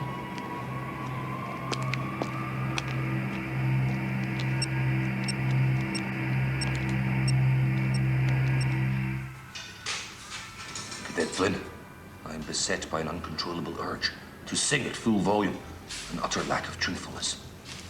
It is imperative that you maintain the humanesque subterfuge and resist that urge. I'm trying. It's simple. You merely have to suppress, "Fill my heart." I beg your pardon, that was inexcusable. You don't need to apologize to me, Mr. Periwinkle. It is quite blue. Mambo, mambo, blue. I must apologize too, Mr. Periwinkle. Possibly, Mr. Barley. But my initial behaviorizings initiated the first apologizing. You are very, very, very, very gracious. Don't mention it. By the way, I love you. I love you too. You are my very, very, very best friend. And you are my very, very, very best friend. And so is he. Oh, yes. He's also my very, very best friend. But not as best as you. You're wonderful. You are wonderful likewise, Lee. You have led us through the greatest challenge ever faced by our kind. Wonderful. I could not have achieved same without your intrepidosity, which was undeniably wonderful. You and me, Flinnbert. You and me, Nivenberry. You and me against the world! Aha! The full breakfasts. Outstanding. And to accompany same, I would suggest 2 more of your eye poppers. Are you sure, friend? Them's pretty strong medicine, you know. Are you implicating my beloved colleague cannot hold his liquor? 2 more eye poppers coming up.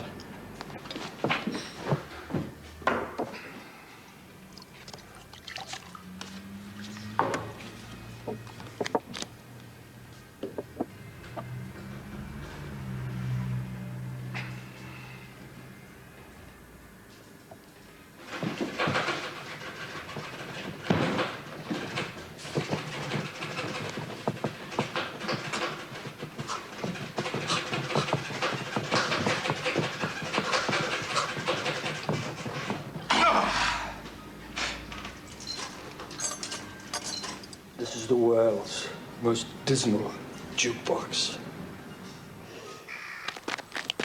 Supervisor Fairbanks!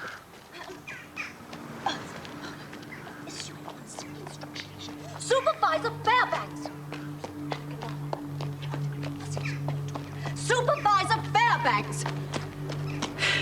There you are.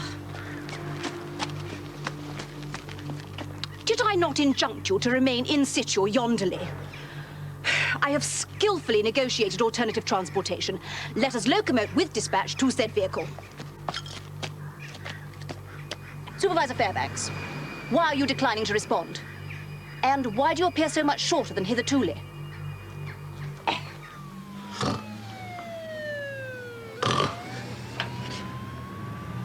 Cadet Niven, revive and emote. Revive and emote. Revive and emoting. What happened to the eating ritual establishment? And the full breakfasts? Strange. They were here just a minute or look ago. Something is extremely awry. Extremely. Cadet, why are you wearing a sausage behind your ear? I have no idea.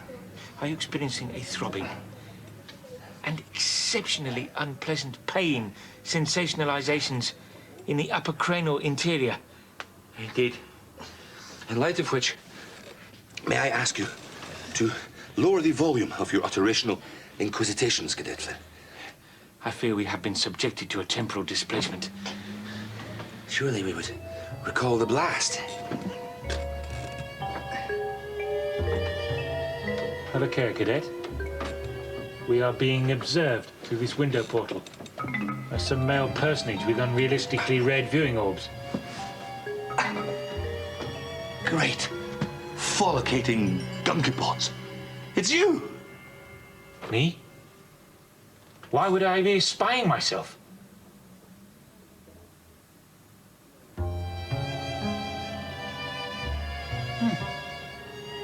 Intriguing. Some kind of metallic glass that bounces light from its surface. But if this is indeed my image merely bouncing back, why is it unclothed?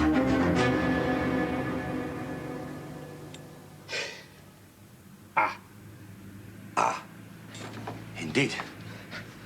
Cadet, there has clearly been some interruption to the flow of our recollection.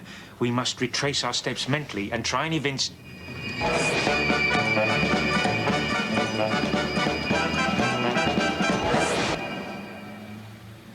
Cadet, do you recall attempting to mambo on a tabletop whilst simultaneously juggling fruit? No.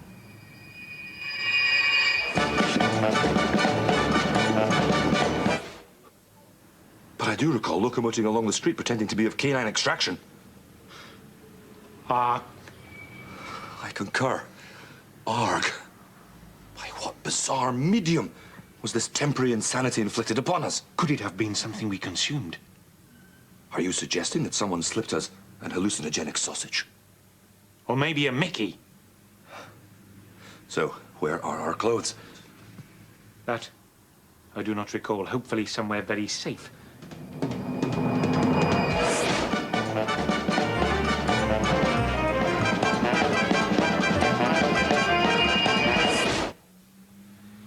Spoot! It is of small moment, Cadet. We have replacement clothing in the briefcase. What I fail to comprehend is why we did not revestiment ourselves thuswise previously. Curious indeed. I seem to recall that it had something to do with our having lost the briefcase. We lost the briefcase! Maximum spoot! Was there not a darn fine reason why we wanted to present ourselves fully clothed and equipped? I believe there was, yes. But what could that have been? Cadet Flynn, counterfeit Cadet Niven. I am Supervisor Davis. Get dressed in clothing prontilistically, as we were already tardy for the rescue rendezvous. Oh, and have you got a pot for Supervisor Fairbanks? Hats. Suggest you secrete him from open scrutiny. For some inexplicable reason, the sight of a head detached from its housing would appear to transgress some kind of earthly taboo. Super. There is scant temporal allocation for conversationalistic interchange. We are already well outside of acceptable tardiness parameters. Now, why have you removed your outer garmentation? If I may... You may nothing, Pseudo-Cadet Niven. Your careless disregard for correct mission recruitment procedurality has cast a stain on your entire lineage. On behalf of Cadet Niven, I would like to endorse... What you would like, Cadet Flynn, is grotesquely immaterial to me. Get dressed post-hastily. Unfortunately, our clothing is currently situated elsewherely. Where elsewherely? Somewhere a long, long way away. Really?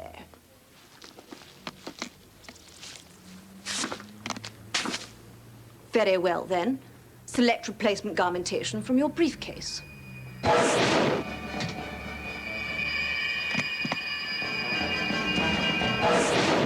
We currently have no access to the briefcase. I see. And the Matter Blaster 9.5 raygun, which must on no account whatsoever be permitted to fall into Terran hands? Well, this just gets better and better, doesn't it?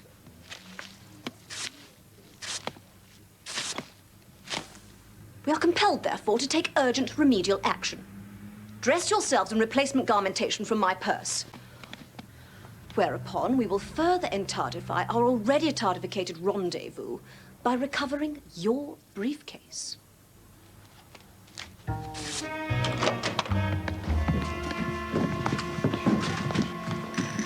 Wait! This is called a moving room.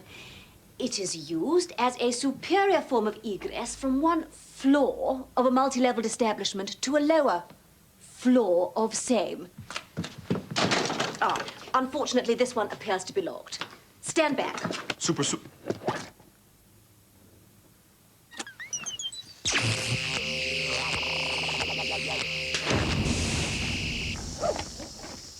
Supervisor, if I might make a recommendation.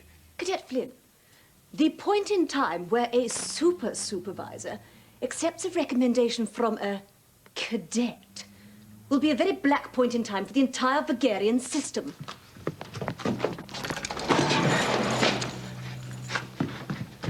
Then at least let me precede you.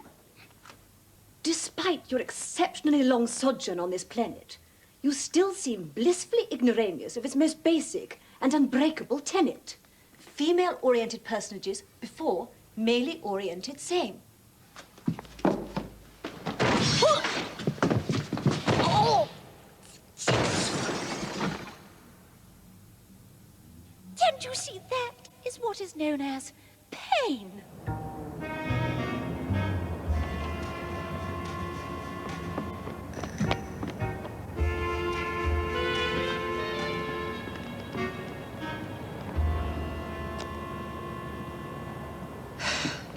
Now then, whither the briefcase? That way. I see.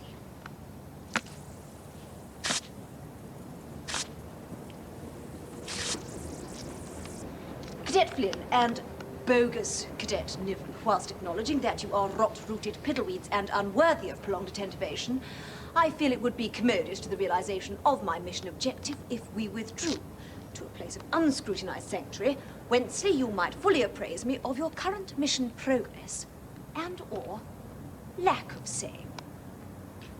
I accord. Your accordification is not required.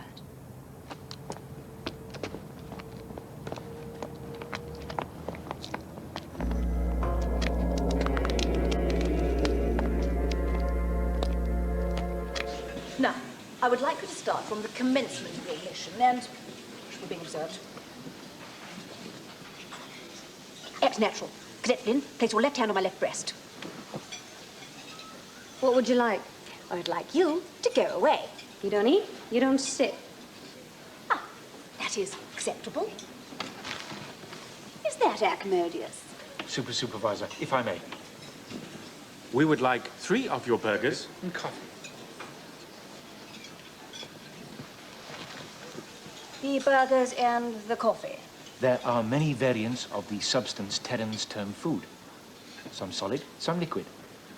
In the latter bracket, it is vital to avoid the consummation of the eye popper.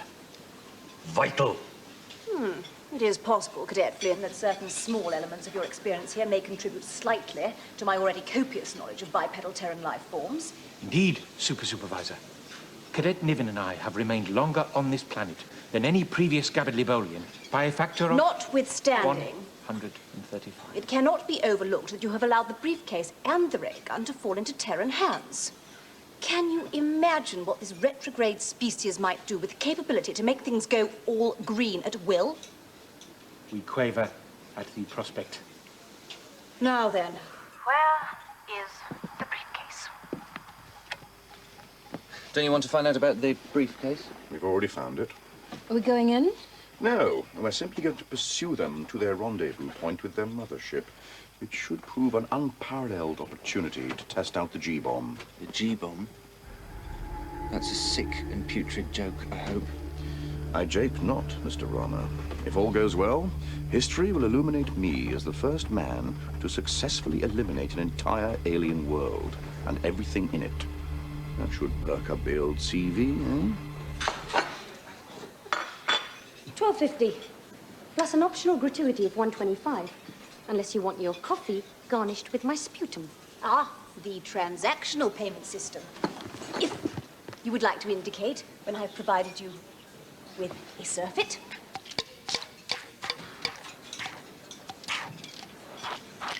This is a petroleum-based economy, is it not? I think perhaps the obstreperously mannered female would prefer some cash mula spondulix. One moment. My change.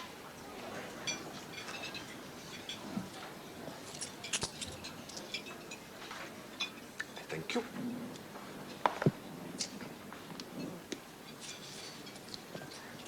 The foolish female personage appears blissfully unaware of the preferred bartering system of her own planet. I think you will find, Super, that most Terrans prefer the processed wood method of paymentation. I'm well conversant, fake Cadet Niven, with the cash mula spondulic exchange system.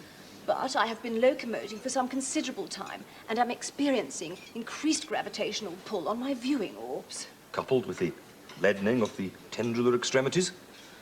Indicating a condition known as fatigue, which dramatically reduces operational efficiency. And falling several floors down a moving room shaft does not help, does it? It does not, no. Perhaps after the eating ritual, we should secure a room or rooms containing one or more bed or beds on which to perform the sleep thing. I think not, Lee. We must make rendezvous with the saucer before hemispheric darkening. Now, it is imperative... Wait! Fuzzulating meloderms! Ah, yes. You are experiencing the Nivenberry-Flimbert mid-torsal growling syndrome, a primary indicator of the imminent necessity for the performation of the eating. Certain? It felt like an overture to some kind of explosion. Rest assured, The consummation of the food will allay the detonation. Very well, then. After you, Cadet. Female personages anteriorly to male-oriented same. Just testing. Well done. Right, to perform the eating ritual, we... it involves the insertion of the food into the largest facial orifice. Indeedy.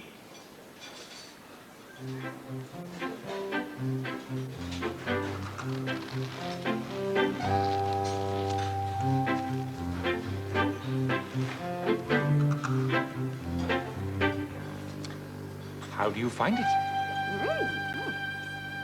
Splendid indeed.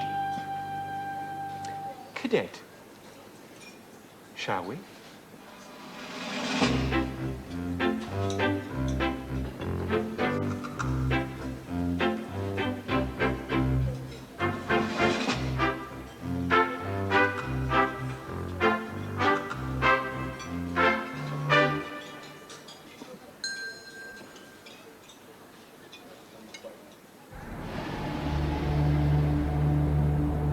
When I say disposed of, I don't mean skip like last time. Okay, Harry. What exactly is a G-bomb? It's the next step up from a total annihilation device. Single warhead containing spore genetic materials. When they're released into the atmosphere, they start recoding every double helix they touch. Everything, and I do mean everything, is instantly genetically modified. Within minutes, every material object, living or dead, mutates into dust. Tish, tish, Harry. Didn't I always teach you that careless talk costs lives? Now, let's keep it mummed in future, shall we? But why? Why do you want to annihilate their species? I have my reasons, don't I, Harry? How would I know? How indeed. Now, Rena, let's you and I step outside for some fresh air and a spot of luncheon. You will tell us if they move, won't you, Harry? I do hate shooting close friends in confined spaces. It's absolute hell on the ears. I know, of course, the method for foodal intake. The question is, how does the food, once processed, find egress from the body? We have another theory. It involves the creation of a large and unpleasant blind snake-like Supervisor, am I right in assuming that our rendezvous point lies several spondings hence? And will we arrive there before dark and fall, using the walking method of locomotion? Quite right, Cadet Flynn. I was just contemplating the securement of a more efficacious form of transportation. Supervisor, I have a superior method, requiring only a vacant drive, broom, motor-driven vehicle, and a brick.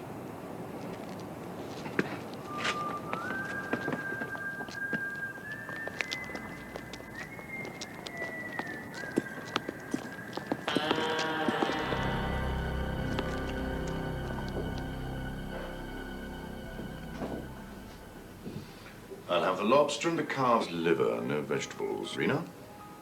Nothing. How would you like the liver cooked, sir? I shouldn't like the liver cooked at all. What's this about? You haven't taken me out in public since... ever. Certain things are coming to a head, Rena.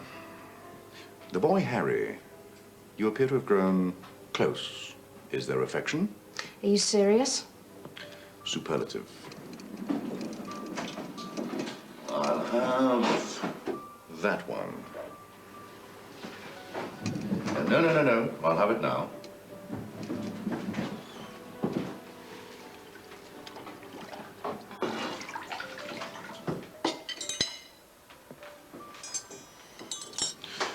I want you to do me a small favor, Rena. I want you to snap Harry's neck for me. You want me to break Harry's neck? Surprised? You're seeing another side to me, Rena. I really should make it slow and excruciatingly painful to deter other thinkers. But really, underneath it all, I'm just a sentimental old softy.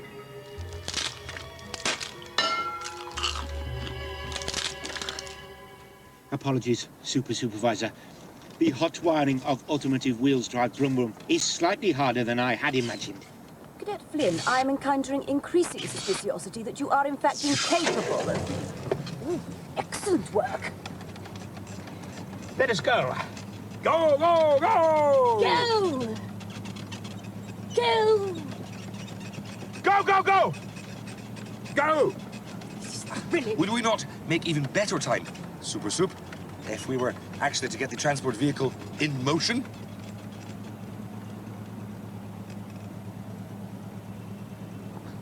Spooked. The wheels drive brum. He is not responding. Perhaps I might have superior fortune if I were to take over the propulsionator's position. Very well.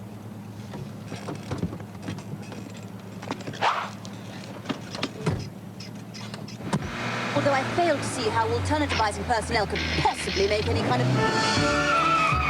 I'm driving like a pro!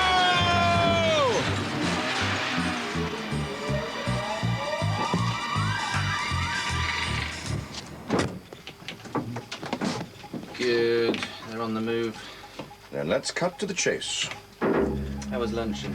Very satisfactory. I eagerly anticipate dessert.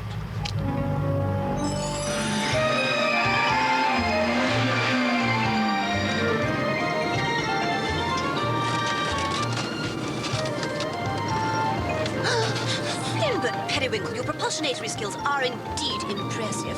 I feel I must revise my overly harsh initial assessment of your capabilities. You are not a complete mannequin armor after all. In fact, I'm going to offer you a field promotion. Henceforwardly, you shall become Acting Supervisor Flynn.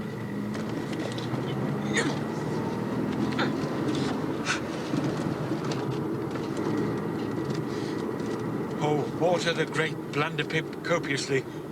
This is my proudest point on the temporal continuum. Likewise, counterfeit Cadet Niven, you have demonstrated skills and knowledges that belie your utter lack of adequate training. You have redeemed the good name of your strain. Thusly, I am awarding you a field promotion to full official cadet status. Cadet? Yes, Cadet Niven. Sounds good, I'll wager. Cadet? Oh, I think you earned it. I don't even get a new hat. No, but you can wear that one with pride.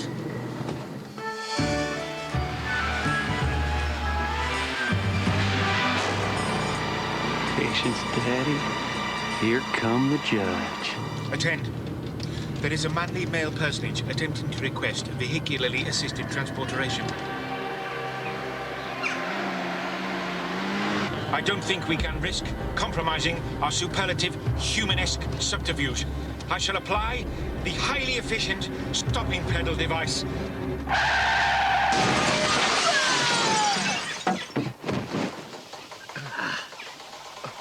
Some might venture that pedal is almost too efficient. Supervisor. Supervisor. Where did she get to? She appeared to hurtle that way. They appear to have stopped. Wait. Pan left. A little further. Ah. Well, my giddy aunt, if it isn't Ivan himself. Ivan? Himself? Don't touch me.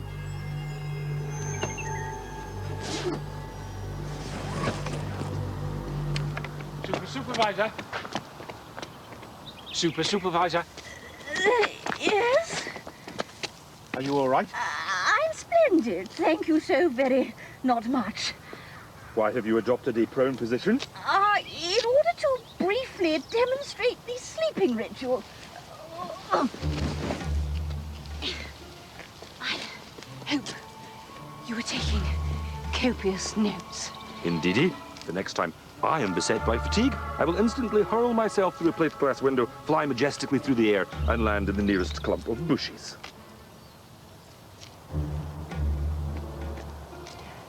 Good. Demonstration over.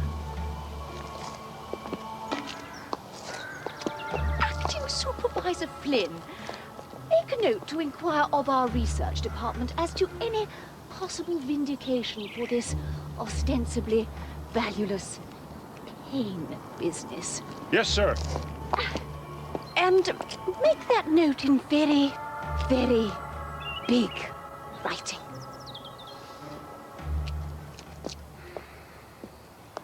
We are very close to the source of rendezvous point.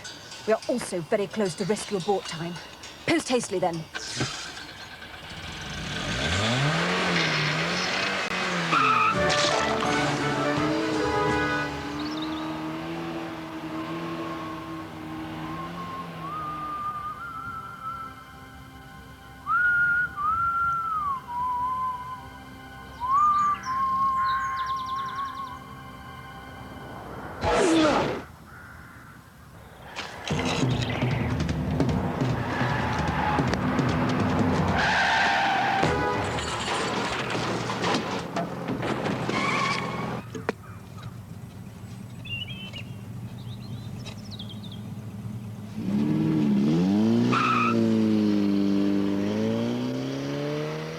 Cometh the hour.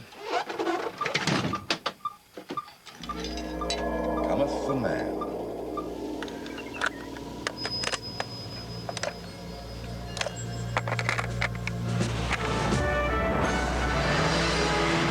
We did it, Cadet Niven. We did it. Almost 4 Terran orbitations without even the merest hint of being detectionized. May I suggest gentle application of brake pedal device?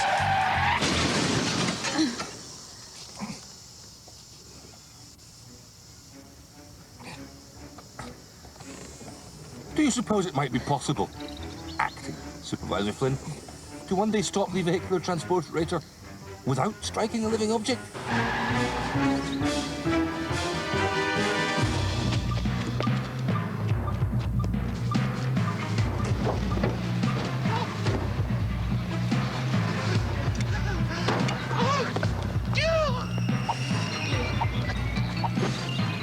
Take this back home from me, gentlemen, and dust shall ye be. On my signal, Wiener, let's make this a double whammy.